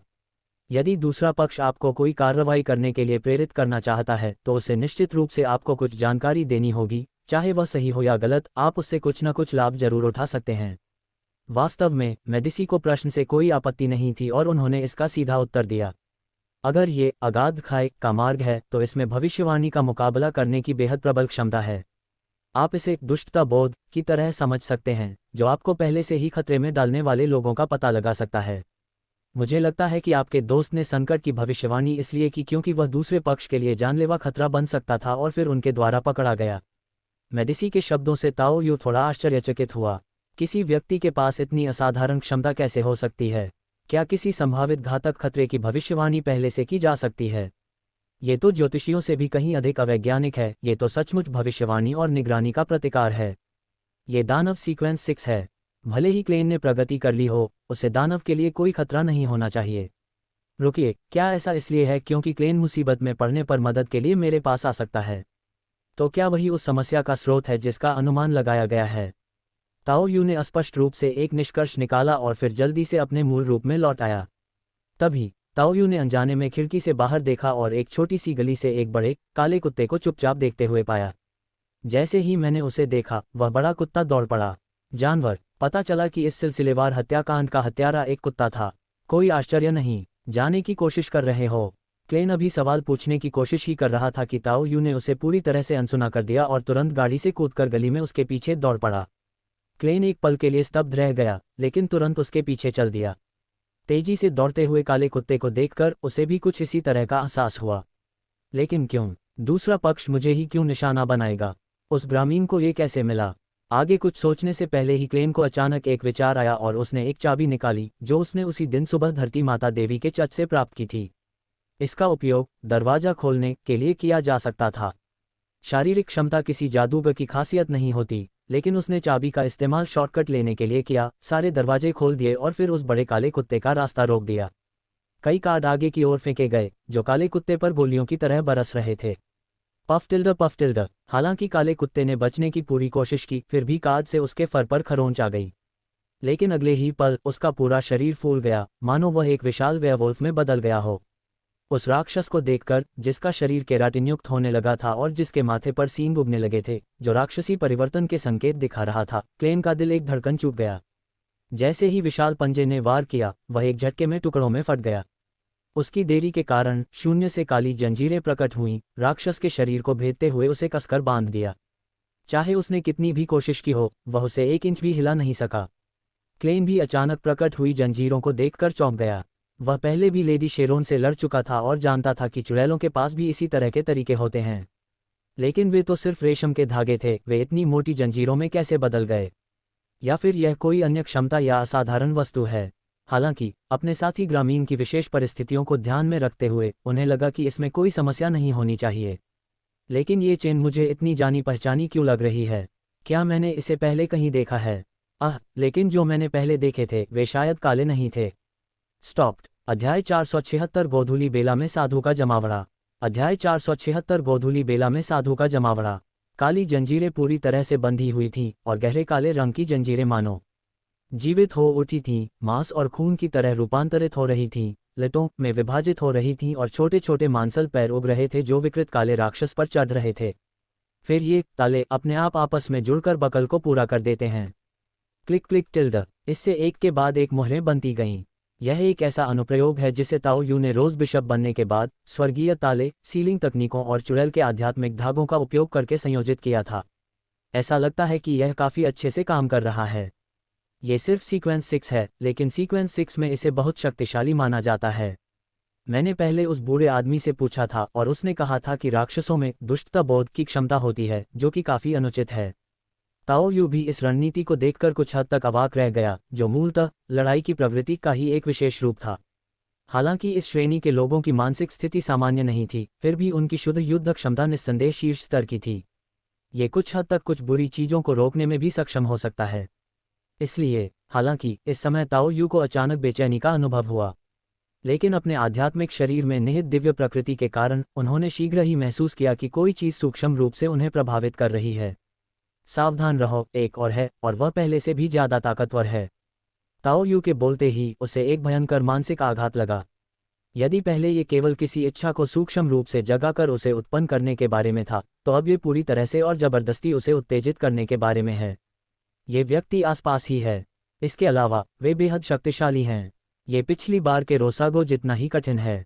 हालांकि जब से ताओ यू ने सीक्वेंस 6 हासिल किया है, तब से वह अपने विशेष पैनल की बदौलत लगातार सीक्वेंस 5 को पार करता जा रहा है। जब रोज बिशप ने सच्चे सृष्टिकर्ता की दिव्यता का उपयोग करते हुए अपनी अंशकालिक भूमिका को पुनः आरंभ किया, तो आध्यात्मिक अतिशयोक्ति और भी अधिक गहन हो गई। इस मानसिक आघात का सामना करने के लिए उसे अपने आध्यात्मिक शरीर में निहित दैवीयता का उपयोग करने की भी आवश्यकता नहीं पड़ी। उसने सीधे प्रहार को सहा और फिर प्रतिद्वंद्वी की दिशा पर ध्यान केंद्रित किया। एक के बाद एक आसपास के सभी अंधेरे स्थानों से काली जंजीरें फैलती गईं। लोहे की जंजीरों ने नदी को अवरुद्ध कर दिया और दुश्मन के भागने के सभी रास्ते काट दिए। अंधेरे में छिपा हुआ पैट्रिक पूरी तरह से अविश्वास में था। इस बार मैं सिर्फ एक काम पूरा करने आया था, एक रूढ़िवादी ड्यूक की हत्या करना। उसने अपने आंतरिक संपर्कों के माध्यम से दुश्मन के तौर तरीकों को भी जान लिया और हत्या की एक उपयुक्त विधि खोज निकाली। हालांकि अचानक उत्पन्न हुई दुर्भावना ने उसे खतरे के प्रति सचेत कर दिया, जिसके बाद उसने अपना ध्यान शर्लक नामक जासूस पर केंद्रित कर दिया। दूसरा पक्ष अपने पालतू कुत्ते के पदोन्नति समारोह की जांच कर रहा था, इसलिए वह पर्दे के पीछे शांत और संयमित रहा और संकट को शुरू में ही खत्म करने की कोशिश कर रहा था। लेकिन किसने सोचा होगा कि ऐसी कोई चीज़ अचानक कहीं से प्रकट हो जाएगी। बिना किसी झिझक के पैट्रिक एक दानव में परिवर्तित हो गया। उसका पूरा शरीर फूलकर 3 मीटर से अधिक लंबा हो गया, केराटिन से ढका हुआ था, उसके माथे पर घुमावदार सींग उगाए थे और उससे गंधक जैसी आभा निकल रही थी। फिर जैसे ही उसने अपना हाथ उठाया, लपटों से घिरी एक विशाल लावा तलवार उसके हाथों में प्रकट हो गई और उसने अंधेरे से निकली काली जंजीरों पर जोरदार प्रहार किया। डिंग टिल्ड। पैट्रिक की ताकत निर्विवाद है। इसमें कई विचित्र क्षमताएं हैं, साथ ही एक अनुचित दुर्भावनापूर्ण धारणा भी है। बदनाम किए जाने के बावजूद उनकी प्रत्यक्ष युद्ध क्षमता किसी भी तरह से उन विशेषज्ञताओं से कम नहीं है जो प्रत्यक्ष युद्ध में निपुण हैं। उसके हाथ में मौजूद लावा की विशालकाय तलवार ने एक झुलसा देने वाला वातावरण बना दिया। प्रत्येक टक्कर से लावा निकला, जिससे आसपास के घरों को और अधिक नुकसान हुआ। हर प्रहार के साथ दीवारें ऐसे चटकने लगी मानो वे कागज की बनी हो और सड़कें भी दरारों से भर गईं। दुर्भाग्यवश अंततः उसका सामना ताओ यू से हुआ, जो दोहरी अनुक्रम के छठे स्तर पर था। मूल दिव्य रूपांतरण के आशीर्वाद और ताओ यू की स्वयं की नाम शुद्ध करने की क्षमता के बल पर काले कीचड़ से प्रेरित होकर स्वर्गीय ताला चारों ओर से छाया में हमला करता है, जो अंततः उसकी सीमा को पार कर जाता है। तलवार पकड़े हुए उसकी कलाई में जंजीर चुभने के कारण उसका बंधना स्वाभाविक ही था। दानव पथ के 2 शक्तिशाली प्राणी, एक क्रम 6 और दूसरा क्रम 5, ताओ यू द्वारा अत्यंत कम समय में पकड़ लिए गए। अफरा तफरी बहुत ज्यादा थी। क्लेन भी हैरान था। अगर वह ताओ यू को ढूंढने के लिए पर्याप्त सावधानी न बरतता और अगर ताओ यू अप्रत्याशित रूप से शक्तिशाली न होता तो इन दोनों के हमले में उसकी मौत हो जाती। क्या गांव वालों को ढूंढने की अचानक उत्पन्न हुई ये तीव्र इच्छा एक आध्यात्मिक चेतावनी है? हाँ, बस उसे मार डालो, फिर हम बाद में किसी आत्मा से संपर्क करने वाले माध्यम का इस्तेमाल कर सकते हैं। ताओ यू ने महसूस किया कि बंधा हुआ दानव अपनी छाया के माध्यम से भागना चाहता है और वह मुस्कुराए बिना नहीं रह सका। विचपात और मिस्टिक पात दोनों ही परछाइयों को नियंत्रित करने में माहिर हैं। अपनी कुछ छाया शक्तियों को छीन लेने के बाद और अपने जन्मजात राक्षसी शरीर के अतिरिक्त लाभ के साथ वह भला कैसे सफल हो सकता है? जैसे ही स्वर्ग की जंजीरों पर बंधन और मोहरें कसती गईं, पैट्रिक ने तुरंत चीख मारी। फिर जंजीरें और आसपास की परछाइयां सजीव हो उठीं, एक विशाल मुंह में बदल गईं जिसने उन्हें निगल लिया, चबाया, काटा और टुकड़े टुकड़े कर दिया। उस भयावह दृश्य को देखकर उसके बगल में खड़ा क्लेन कांप उठा। हे भगवान, असली शैतान कौन है? हालांकि शोरगुल इतना अधिक था कि वे वहां रुके नहीं और मांस के टुकड़ों को लेकर तेजी से भाग गए, अपने पीछे एक ऐसी सड़क छोड़ गए जो मानो उनके भागने के दौरान किसी गैस विस्फोट से गुजरी हो। ... हम में से प्रत्येक के लिए एक एक, जब तक वे अभी भी गर्म हैं। ताओ यू और क्लेन सीधे बैकलैंड ब्रिज के एक मेहराब की ओर दौड़े और मृत्यु के बाद भी जब उनकी आत्माएं अक्षुण्ण थीं तो उन्होंने आत्माओं से संवाद करने के लिए अपनी आध्यात्मिक ऊर्जा का एक हिस्सा लिया। क्लेन का मानसिक शक्तियों वाला कुत्ता, जो ताओ यू के मानसिक शक्तियों वाले कुत्ते के बाद आया था। आप हमें क्यों निशाना बना रहे हैं? क्योंकि मेरी दुर्भावनापूर्ण धारणा ने खतरे को भांप लिया था और खतरा बहुत मजबूत नहीं लग रहा था, इसलिए मैं इसे शुरुआत में ही खत्म करना चाहता था। पैट्रिक की आत्मा रसातल पथ अनुक्रम 5 इच्छा के प्रेरित बहुत ही स्तब्धता से बोल रही है और जैसे जैसे मानसिक प्रश्न पूछे जाते हैं वह धीरे धीरे विलीन होती जा रही है। तो फिर आप बैकलैंड में क्या कर रहे हैं? ताओ यू भी थोड़ा असमंजस में था। अगर वह अपने पालतू जानवर की तरक्की चाहता था तो उसे इतनी खतरनाक जगह चुनने की कोई जरूरत नहीं थी। सीक्वेंस 5 की तो बात ही छोड़िए, बैकलैंड में आधे इंसान और आधे देवता जैसे उच्च सीक्वेंस वाले प्राणियों को भी छिपकर रहना पड़ता है। आखिर इसका क्या मतलब है? ड्यूक नेगन की हत्या करो। ये सुनकर ताओ यू भी थोड़ा हैरान रह गया। क्या इस आदमी पर एक और जानलेवा हमला हुआ है? पिछला समुद्री डाकू सेनापति ऐसा ही था और अब उससे भी अधिक क्रूर एक सेनापति आ गया है। ताओ यू दोनों पक्षों से लड़ चुका था और जानता था कि यह व्यक्ति किलिंग से कहीं अधिक परेशानी पैदा करने वाला था। आदेश किसने दिया? एक ऐसा संगठन जो सबसे गुप्त और सबसे पुराना है, जिसके अस्तित्व के बारे में अधिकांश असाधारण व्यक्तियों को जानकारी नहीं है। कहा जाता है कि इसके सदस्यों में विभिन्न क्षेत्रों की बड़ी हस्तियां शामिल हैं और संभवतः विभिन्न चर्चों और सैन्य देशों के कुछ उच्च पदस्थ अधिकारी भी उनमें से हैं। ये सुनकर ताओ यू का दिल थोड़ा सा हिल गया और उसे उस संगठन की याद आ गई जिसमें सम्राट रोसेल शामिल हुए थे। पिछली बार ताओ यू को सम्राट की बेटी होने के संदेह वाली किसी व्यक्ति से एक डायरी मिली थी और अब वह जानती है कि सम्राट ने डायरी में पहेली रचने वाले की भूमिका क्यों निभाई थी। इस संगठन का नाम लिखित रूप में दर्ज नहीं किया जा सकता, इसका उल्लेख मात्र ही ध्यान आकर्षित कर लेगा। इससे ताओ यू को एक बार फिर यह एहसास हुआ कि दर्शकों का नजरिया कितना भयावह हो सकता है। इससे उसके चेहरे पर शिकन आ गई। फिर उसने क्लेन की ओर मुड़कर कहा, एक बेहद खतरनाक संगठन है जिसका नाम मैं नहीं ले सकता। मैं भविष्यवाणियों को रोकने के लिए एक अनुष्ठान करने जा रहा हूं, इसलिए कृपया सावधान रहें। जैसे ही ताओ यू ने बोलना शुरू किया, उसने तुरंत अनुष्ठान की तैयारी शुरू कर दी, जिससे भीतर और बाहर को अलग करने के लिए एक आध्यात्मिक दीवार का निर्माण हो गया। इसके बाद उन्होंने मुट्ठी भर काली मिट्टी लेकर मन ही मन प्रार्थना की और साथ ही साथ अपने सूक्ष्म शरीर को दिव्य ऊर्जा से भर दिया। वह काली मिट्टी में बदल गई और उसने पैट्रिक की आत्मा को पूरी तरह से अपने अंदर समा लिया। उस संगठन का नाम क्या है? The Twilight hermits society. Stop. अध्याय 477 बुद्धिमत्ता का महत्व। अध्याय 477 बुद्धिमत्ता का महत्व। क्या आपको सब कुछ स्पष्ट रूप से समझ आ गया? क्या सब ठीक है? खैर, लेकिन मैं आपको बता नहीं सकता, क्योंकि इस संगठन का नाम लेते ही इसकी पहचान हो जाती है, चाहे आप कितना भी सोच विचार कर लें। ये बात सम्राट की डायरी के उस पन्ने पर लिखी है जो मुझे प्राप्त हुआ है। ताओ यू के शब्दों ने क्लेन को बिल्ली की तरह असहज कर दिया, लेकिन फिर अचानक उसे एक विचार आया और उसने कहा, शायद हम मिस्टर फूल से मदद मांग सकते हैं। ठीक है, श्रीमान मूर्ख टैरो कार्ड की हमारी सभा के दौरान हमारी रक्षा कर सकते हैं। शायद मैं उनसे पूछ सकता हूँ। और हाँ, मैं उस बूढ़े आदमी से भी पूछ सकता हूँ जिसे मैंने पकड़ा था। ताओ यू ने ये सोचते ही तुरंत कार्रवाई की और प्रार्थना करने लगा, लेकिन मूर्ख व्यक्ति ने उसे कोई जवाब नहीं दिया। इससे उसके बगल में खड़े क्लेन की भौहें तन गईं। आप तो वाकई कर्मठ हैं, आपने तो अभी शुरुआत ही की है। शायद मिस्टर फूल व्यस्त होंगे। मैं जाकर बूढ़े आदमी से पूछता हूँ। कोई जवाब न मिलने पर ताओ यू ने मेडिसी का फिर से शोषण करना शुरू कर दिया। ... ट्वाइलाइट हर्मिट सोसाइटी, क्या आपने उनसे संपर्क कर लिया है? अगर कोई अप्रत्याशित घटना नहीं होती है तो यह है एडम, ईश्वर बालक, श्रोतापथ का देवदूत राजा होना चाहिए, कम से कम जब मेरी मृत्यु हुई थी। जब मेडिसी ने ये कहा तो उनके चेहरे पर कुछ जटिलता के भाव दिखाई दिए। फिर उसके छोटे छोटे मुंह से उपहासपूर्ण हावभाव निकलने लगे। हाँ, उसी ने हमें उस समय धोखा दिया था। उन सभी को एक साथ ले लो और ट्यूडर को एक अलग रास्ते से आगे बढ़ने में मदद करो। ये सुनकर ताओ यू भी थोड़ा चौंक गया। हालांकि यह आदम अभी तक देवता नहीं बना था, लेकिन यह अप्रत्याशित था कि उसने इतनी कम उम्र में ही दूसरों को देवता बनने में मदद करना शुरू कर दिया और सफल भी हो गया। क्या 2000 साल बाद वे देवता बन गए हैं? इस तथ्य को देखते हुए कि वह अभी भी ऐतिहासिक प्रक्रिया को आगे बढ़ा रहा है, उसे अभी भी अनुष्ठान के बीच में होना चाहिए। हालांकि बात यह है कि आपका स्थान विशेष है, अन्यथा यदि आप अनायास ही उसका नाम लेते हैं तो वह इसे भांप लेगा और जिज्ञासावश आपके पास आ सकता है। मेडिसी ने व्यंग्य भरे लहजे में कहा। उसने इस स्थान पर सच्चे सृष्टिकर्ता से प्रार्थना की, लेकिन कोई लाभ नहीं हुआ। उसने ये भी देखा कि दूसरे पक्ष ने अस्थायी रूप से सृष्टिकर्ता की दिव्यता को उसमें समाहित करके उसका शोषण किया, और दूसरे पक्ष ने उससे ये भी पूछा कि इसका उपयोग कैसे किया जाए। इसलिए आदम को इस स्थान का आभास होना संभव ही नहीं था। लेकिन अन्य स्थानों पर स्थिति भिन्न हो सकती है। यदि आप सक्रिय रूप से दर्शकों की मानसिकता को समझने का प्रयास करते हैं तो स्क्रिप्ट से बाहर का ऐसा अप्रत्याशित पात्र उनकी जिज्ञासा को जगा सकता है। ... आदम, ईश्वर का पुत्र, क्या यह महज एक संयोग है? ताओ यू को एडम नाम को लेकर थोड़ी चिंता थी, क्योंकि समय यात्रा के मामले सामने आए हैं और एक से अधिक मामले सामने आए हैं। इसलिए ताओ यू को स्पष्ट रूप से संदेह था कि जो व्यक्ति कथित तौर पर एक प्राचीन सूर्य देवता था, वह भी एक समय यात्री था। ताओ यू इस बारे में सोचती हुई घर लौटी। उसके मन में यही विचार थे। इस समय सामने वाली सड़क पर हुए गैस विस्फोट वाले इलाके को चारों ओर से घेर लिया गया था और गैस कंपनी के जासूस और लोग आसपास मौजूद थे। साथ ही कुछ रहस्यमय दिखने वाले लोग भी थे जो संभवतः असाधारण संगठन से थे। इसी बीच मिन्स्क की सड़कों पर भी विरोध प्रदर्शन शुरू हो गए थे। आखिर हुआ क्या? इतने कम समय में 2 घटनाएं। क्या आपने इसकी ठीक से जांच और मरम्मत की? आप मुझे मुआवजा कैसे देंगे? धत्तेरी की! उद्धरण चिन्ह ... उद्धरण चिन्ह। आसपास के निवासियों और मकान मालिकों को क्रोधित देखकर ताओ यू और क्लेन दोनों सिर झुकाकर चलने लगे।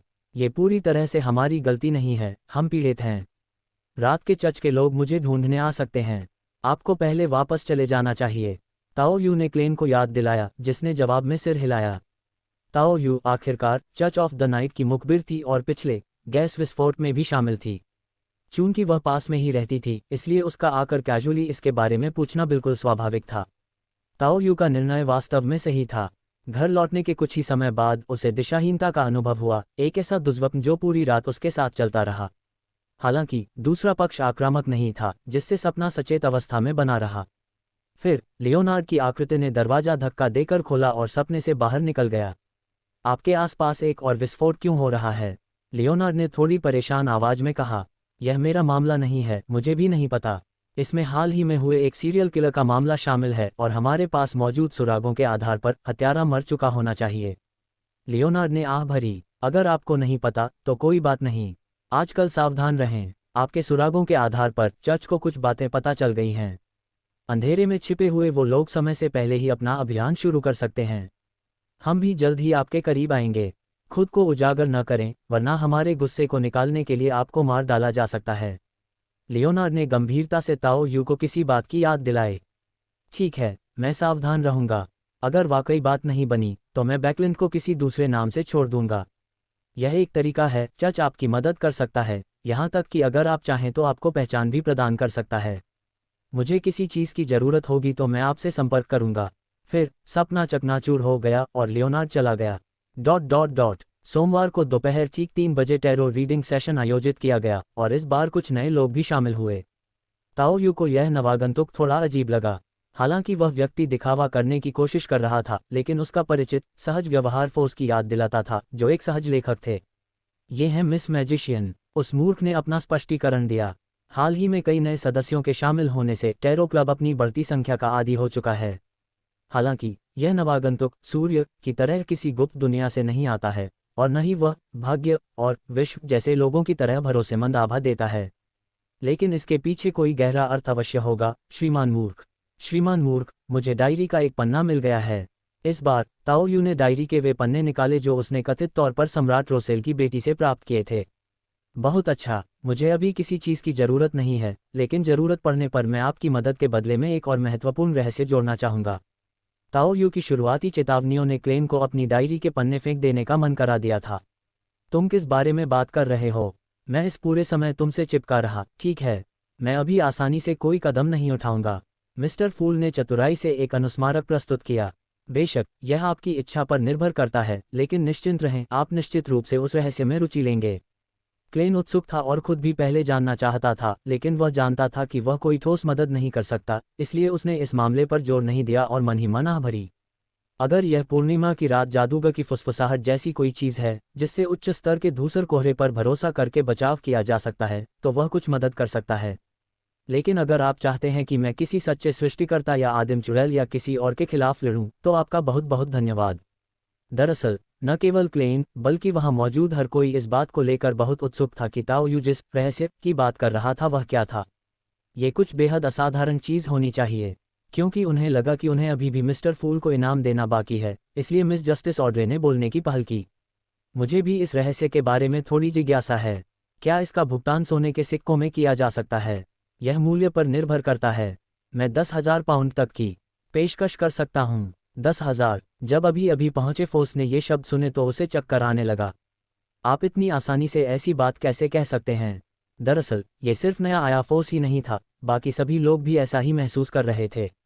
यहाँ तक कि मिस्टर फूल भी बहुत हैरान थे, लेकिन उन्होंने अपने विदूषक के मुखौटे को पहने हुए खुद को नियंत्रण में रखने के लिए मजबूर किया।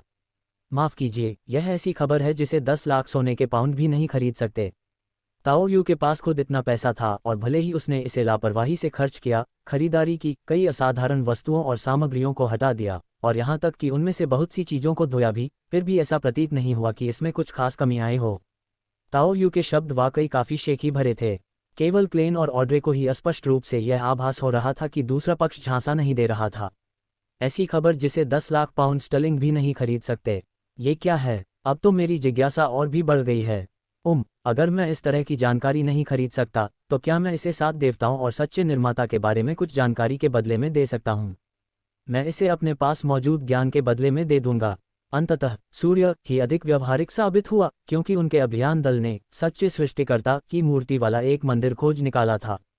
स्टॉप। अध्याय 478 प्रदर्शनी। अध्याय 478 प्रदर्शनी। 7 देवताओं को भी नहीं पता कि यह कहाँ से आया। जब फोर्स ने सूर्य का अनुरोध सुना तो वह काफ़ी हैरान रह गया। क्या दक्षिणी महाद्वीप के लोग भी यह बात नहीं जानते थे? श्रीमान सूर्य की स्थिति हमसे भिन्न है, वह आपकी समझ से परे हैं। उन्हें कई ऐसे रहस्य पता हैं जो हमें नहीं पता, लेकिन उनकी समझ भी हमारी तरह नहीं है। इस आसानी से चौंक जाने वाले और चिढ़ जाने वाले लेखक को देखकर ताओ यू ने उसे याद दिलाने के लिए बोलना शुरू किया। इसके बाद द सन ने प्रत्येक व्यक्ति के साथ व्यक्तिगत रूप से लेन देन करने का विकल्प चुना। हर कोई उनसे सवाल पूछ सकता है जिसका वे जवाब दे सकते हैं। ताओ यू को इसमें काफ़ी दिलचस्पी थी। जब ताओ यू की व्यापार करने की बारी आई तो उसने सीधे बात की। 7 देवताओं के बारे में मेरा ज्ञान बहुत सतही है, लेकिन मैं आपको पुस्तकों का एक सेट खरीद सकता हूँ। लेकिन मुझे आपकी लेखन शैली समझ नहीं आती। लिटिल सन काफ़ी आकर्षित हुई, वहाँ इस तरह की बहुत सारी सामग्री थी। अगर आपको ज़्यादा परेशानी न हो तो मैं कुछ सहायता प्रदान कर सकता हूँ। मिस्टर फूल ने लापरवाही से टिप्पणी की कि यह तो बस एक मामूली मामला लगता है। ठीक है, आप क्या पूछना चाहते हैं? मैं उन देवदूत राजाओं के बारे में सारी जानकारी जानना चाहता हूँ। यदि आपके पास इससे संबंधित कोई पुस्तकें हों तो क्या आप मुझे वे उपलब्ध करा सकते हैं? ताओ यू को भाषा की परवाह नहीं है जब तक किताबें मौजूद हैं। मैं इसे लिखने की कोशिश कर सकता हूँ। लिटिल सन की बातों को सुनकर क्लेन, जो छुपकर सुन रहा था, थोड़ा खुश हो गया। मुफ्त। मीटिंग खत्म होने के बाद बाकी सभी लोग एक एक करके लॉग ऑफ हो गए और मूर्ख को छोड़कर केवल भाग्य और विश्व ही वहां मौजूद रहे। आपने अपनी चर्चा यहीं समाप्त करने का अनुरोध किया था और आप खुलकर बोल सकते थे। मिस्टर फूल ने मामूली सी मदद की पेशकश की थी और ताओ यू ने क्लेन को ट्वाइलाइट हर्मिट सोसाइटी के बारे में बता दिया। आखिरकार उसे पहले ही ढूंढा जा चुका था। ... सम्राट रोसेल के लिए एक स्मारक प्रदर्शनी। मैं औषधि पचाने में व्यस्त था और मुझे पता ही नहीं चला। इस दुनिया में सूचना का प्रवाह बहुत धीमा है। ताओ यू ने अखबार के पन्ने यूं ही पलटे और उसे एक बहुत ही दिलचस्प खबर मिली। आप किंगडम म्यूजियम जा सकते हैं, वहां शायद कुछ डायरियां मिल जाएं। पहले हुई राक्षसी घटना के कारण क्लेन को चिंता थी कि नाइट चर्च से असाधारण प्राणी प्रकट हो सकते हैं, इसलिए वह अभी तक नहीं आया था। ताओ यू सीधे पश्चिमी जिले के मेट्रो स्टेशन गए और फिर वहां से संग्रहालय जाने के लिए घोड़े से चलने वाली गाड़ी किराए पर ली। यहाँ बहुत सारे लोग हैं। ताओ यू को याद आया कि उसकी डायरी में लिखी एक बात में सम्राट रोसेल ने टैरो कार्ड को बुकमार्क के रूप में बनवाया था। उसने सोचा कि शायद वह कार्ड इसी बुकमार्क में हो। अभी वीकेंड नहीं है, फिर भी इतने सारे लोग कतार में लगे हैं। वाह टिल्ड। आगे लंबी कतार देखकर ताओ यू सीधे आगे गया, एक सोने का नोट निकाला और एक साधारण से दिखने वाले आदमी से कहा, मेरे लिए कतार में लगने के लिए धन्यवाद, यह मेरा भुगतान है। वह व्यक्ति पहले तो अचंभित रह गया, मानो क्रोध से भड़क उठेगा, लेकिन जब उसने देखा कि ताओ यू ने उसे एक सोने का नोट दिया है तो उसका चेहरा तुरंत नरम पड़ गया। उसने नोट स्वीकार किया और विनम्रतापूर्वक एक तरफ हट गया। आखिरकार तुम आ ही गए, मैं कब से तुम्हारा इंतजार कर रहा था। इतना कहकर वह एक तरफ हट गया और चला गया। इस एक के बदले एक लेन देन से अनुयायियों के व्यवहार पर कोई प्रभाव नहीं पड़ता, इसलिए यह ऐसी चीज नहीं है जिस पर लोग आपत्ति जताएंगे। इसके विपरीत कई लोग उस व्यक्ति से ईर्ष्या करते थे जो केवल कतार में लगने से ही सोने का 1 पाउंड का इनाम प्राप्त कर सकता था। किंगडम म्यूजियम के अंदर प्रवेश करने के बाद वहां विशेष गाइडेड टूर उपलब्ध हैं जो स्पष्टीकरण प्रदान करते हैं।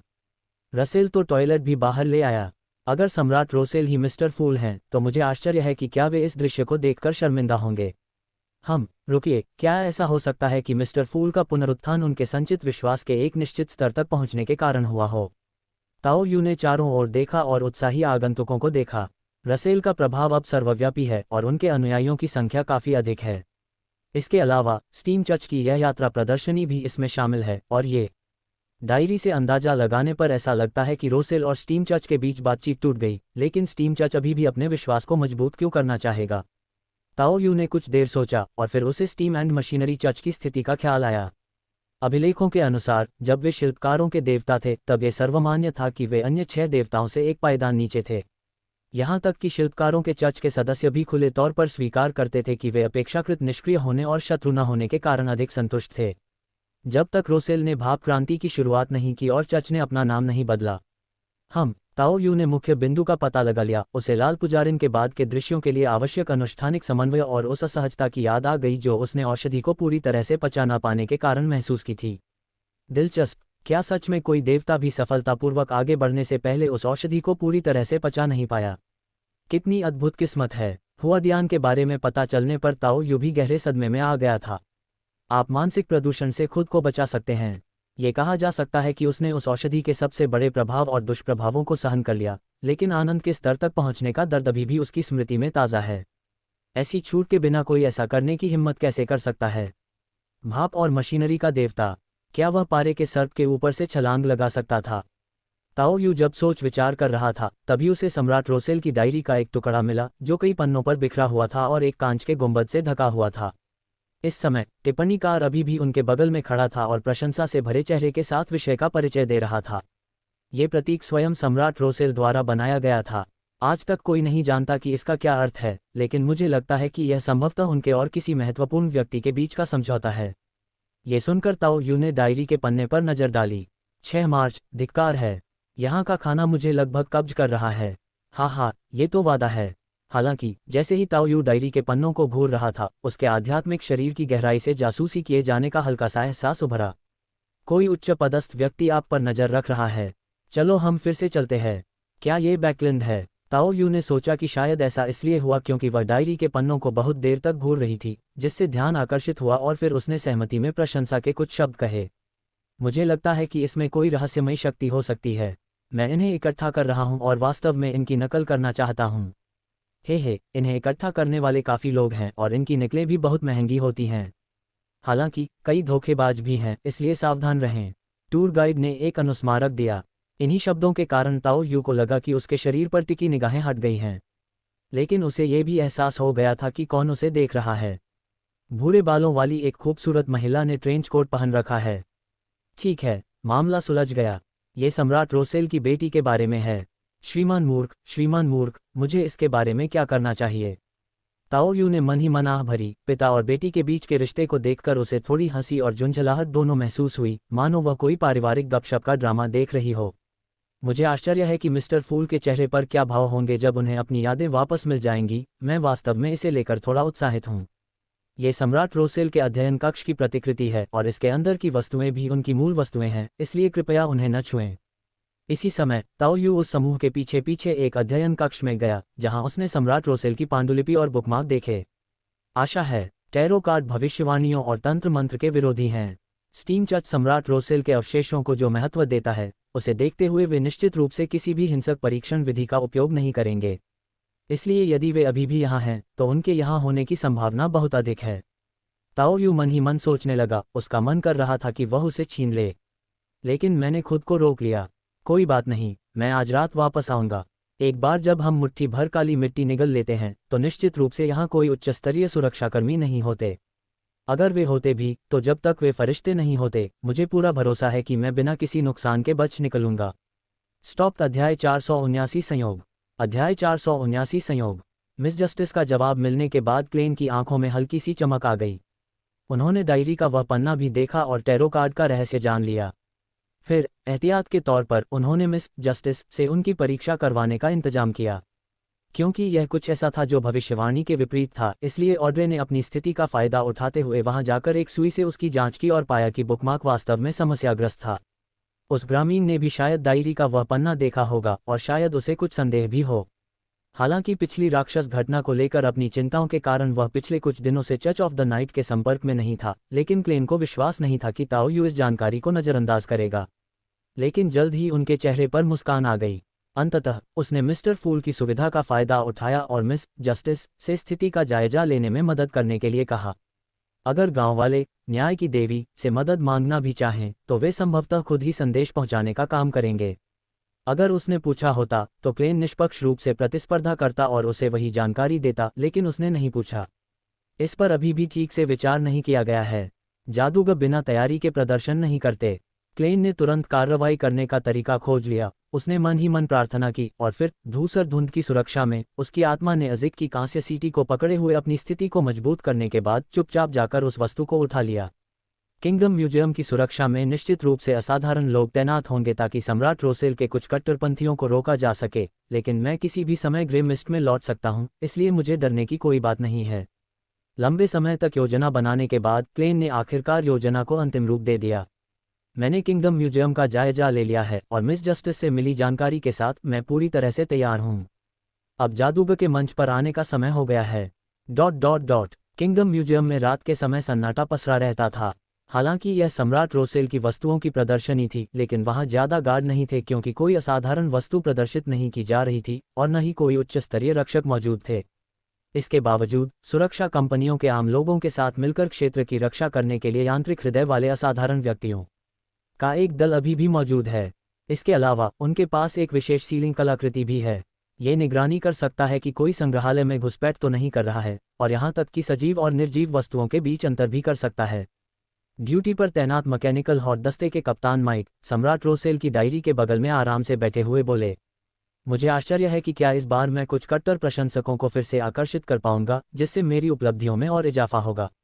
हे, क्या इसीलिए हम इसे रात में ले जाने की जहमत नहीं उठाते? टीम के सदस्य भी मुस्कुरा उठे। आखिरकार, हालांकि यह कोई असाधारण वस्तु नहीं थी, फिर भी स्टीम चर्च के लिए इसका बहुत महत्व था। सम्राट रोसेल ने जो भी किया हो, स्टीम चर्च में उनका योगदान अमिट है। जब वे बातें कर रहे थे तभी उनके बगल में रखी एक सीलबंद वस्तु, जो देखने में ईंटों से बनी हुई लग रही थी, से चटकने की आवाज़ आई। इससे टीम के सदस्यों में उत्साह की लहर दौड़ गई, लेकिन जल्द ही उन्हें पता चला कि एक निर्जीव वस्तु अंदर प्रवेश कर चुकी है। चलिए, जो सुरक्षा गार्ड संयोगवश यहाँ से गुजर रहा हो, उससे बाद में इसकी जांच करवा लेते हैं। शायद ये हवा से उड़कर आए पत्ते हैं। इस तरह के आकस्मिक स्पर्श बहुत आम हैं और सुरक्षा गार्डों को भेजना पहले से ही बहुत महत्व का संकेत है। उनके लिए अपने असाधारण व्यक्तियों को व्यक्तिगत रूप से भेजना असंभव है। इसी बीच क्लेन शौचालय से किंगडम म्यूजियम में दाखिल हुआ और माचिस की डिब्बी का इस्तेमाल करते हुए कुछ टिश्यू पेपर और पौधों में आग लगाने लगा। जादूगर के अग्नि स्पर्श से तुरंत ही हलचल मच गई। इस स्थिति ने स्वाभाविक रूप से मैकेनिकल हॉट टीम के सदस्यों को किसी भी भ्रम में पड़ने से रोक दिया, क्योंकि उन्हें एहसास हो गया था कि वास्तव में किसी ने उनके क्षेत्र में घुसपैठ कर ली है। चिंता मत करो, एक बार जब वह सीलबंद कलाकृति द्वारा नियंत्रित कमरे में प्रवेश कर जाएगा तो वह भाग नहीं पाएगा। एक बार अंदर चले गए तो तुम एक ऐसे शिकार बन जाओगे जो जाल में फंस गया हो। दरअसल समूह काफी उत्साहित लग रहा था, क्योंकि यह इनाम उनके घर के दरवाजे पर पहुंचाया गया था। ... दूसरी ओर क्लेन ने अपनी आत्मा के शरीर की विशेषताओं का तेजी से उपयोग करते हुए किंगडम म्यूजियम में प्रवेश किया और आसानी से अध्ययन कक्ष में पहुंच गया। मिस जस्टिस के बारे में संदेह पैदा होने से बचने के लिए मुझे अवश्य ही। क्लेन, जो अभी अभी छत और दीवार से गुजरा था, सम्राट रोसेल के अध्ययन कक्ष को देखकर अवाक रह गया। इस समय कोनन जैसी दिखने वाली एक काली आकृति, जो पूरी तरह से काले रंग से ढकी हुई थी और एक मजबूत अशुभ आभा बिखेर रही थी, एक विशाल बोरी ले जा रही थी और कमरे में सब कुछ खाली कर रही थी, यहाँ तक कि शौचालय की सीट भी। महज एक नज़र में क्लेन ने पहचान लिया कि यह चीज़ उसके साथी ग्रामीण का रूप है जिसने उस विशेष क्षमता का उपयोग किया था। उसने सबसे पहले उस स्थान की रेकी की मानसिक क्षमताओं का उपयोग किया, भविष्यवाणी की, मिस जस्टिस द्वारा अपनी परीक्षा लेने की व्यवस्था की और एक आत्मा के रूप में घुसपैठ करने से पहले पूरी तैयारी की, जिसका उद्देश्य एक परिपूर्ण चोरी करना था। लेकिन जब उसने पीछे मुड़कर देखा तो उसे एक लापरवाह आदमी मिला जो बिना किसी कारण की परवाह किए सीधे अंदर घुस आया था। मुझे नहीं पता कि यह कौन सा है, फिर सब कुछ ले लो। और उनके इस बड़े हंगामे ने मैकेनिकल हॉट का ध्यान क्यों नहीं खींचा? नहीं, अंदर आने से पहले मुझे कोई आध्यात्मिक चेतावनी नहीं मिली थी। हालांकि दूसरे पक्ष से बेहद बुरी आभा निकल रही है, लेकिन मेरे देखने से पहले ही उसके पास भविष्यवाणी को रोकने की असाधारण क्षमता थी। मुझे डर है कि असाधारण वस्तुएं भी उस पर नजर नहीं रख सकती।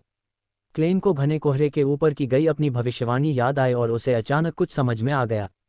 अपना सामान पैक कर रही ताओ यू ने भी देखा कि ऊपर से कुछ नीचे आ रहा है।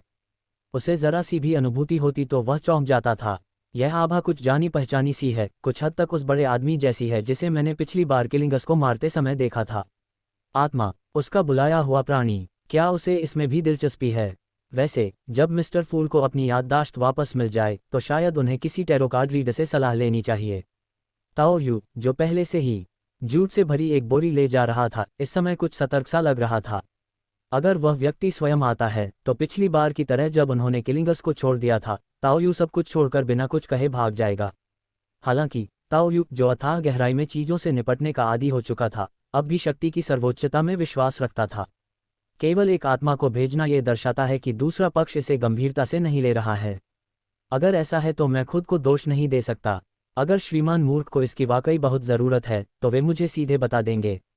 ऐसे में भविष्य में आदिम चुड़ैल के खिलाफ लड़ाई में उनका साथ मिलना कहीं अधिक सुरक्षित होगा। मुझे खेद है कि आपको आने में देर हो गई। मेरे पास सामान है, कृपया उस सज्जन को मेरा प्रणाम कह दीजिएगा। ताओ यू अपना बैग लिए हुए आत्मा की दिशा में थोड़ा झुकी और फिर अंधेरे में गायब होने की तैयारी करने लगी। लेकिन अगले ही पल, वाह, एक बच्चे के रोने की आवाज़ सुनाई दी, जिससे ताओ यू और क्लेन दोनों चौंक गए। उन दोनों के चारों ओर काली दरारें दिखाई दी, फिर वे खुल गईं और उनमें से आंखें निकलीं, जिससे दृश्य बेहद भयावह हो गया। तुम इन चीज़ों को क्यों चुरा रहे हो? एक कोमल लेकिन पूरी तरह से भावहीन सुहावनी आवाज़ सुनाई दी। काले चमड़े के जूते पहने एक महिला धीरे धीरे हवा में तैर रही थी, नीचे खड़े दो लोगों को देख रही थी, मानो वह इस मामले को लेकर हैरान और चिंतित हो। उच्च अनुक्रम। ताओ यू और क्लेन दोनों के मन में एक ही विचार कौंध गया। यहाँ एक अनुभवी मछुआरा मछली पकड़ रहा है, वह किसे पकड़ने की कोशिश कर रहा है? हालांकि दोनों संदिग्ध व्यक्तियों ने एक दूसरे की ओर देखा। क्या मैंने सचमुच एक को नहीं पकड़ा था? दो बेवकूफ़ मछलियाँ। शुक्र है, ये सिर्फ एक मानसिक अवरोध है। ताओ यू ने उन आंखों को महसूस किया, शायद इसलिए क्योंकि उसने अपने बगल में किसी आत्मा जैसी आकृति देखी थी। ये बचाव मुख्य रूप से आध्यात्मिक स्तर पर था और उसके लिए इसका कोई महत्व नहीं था।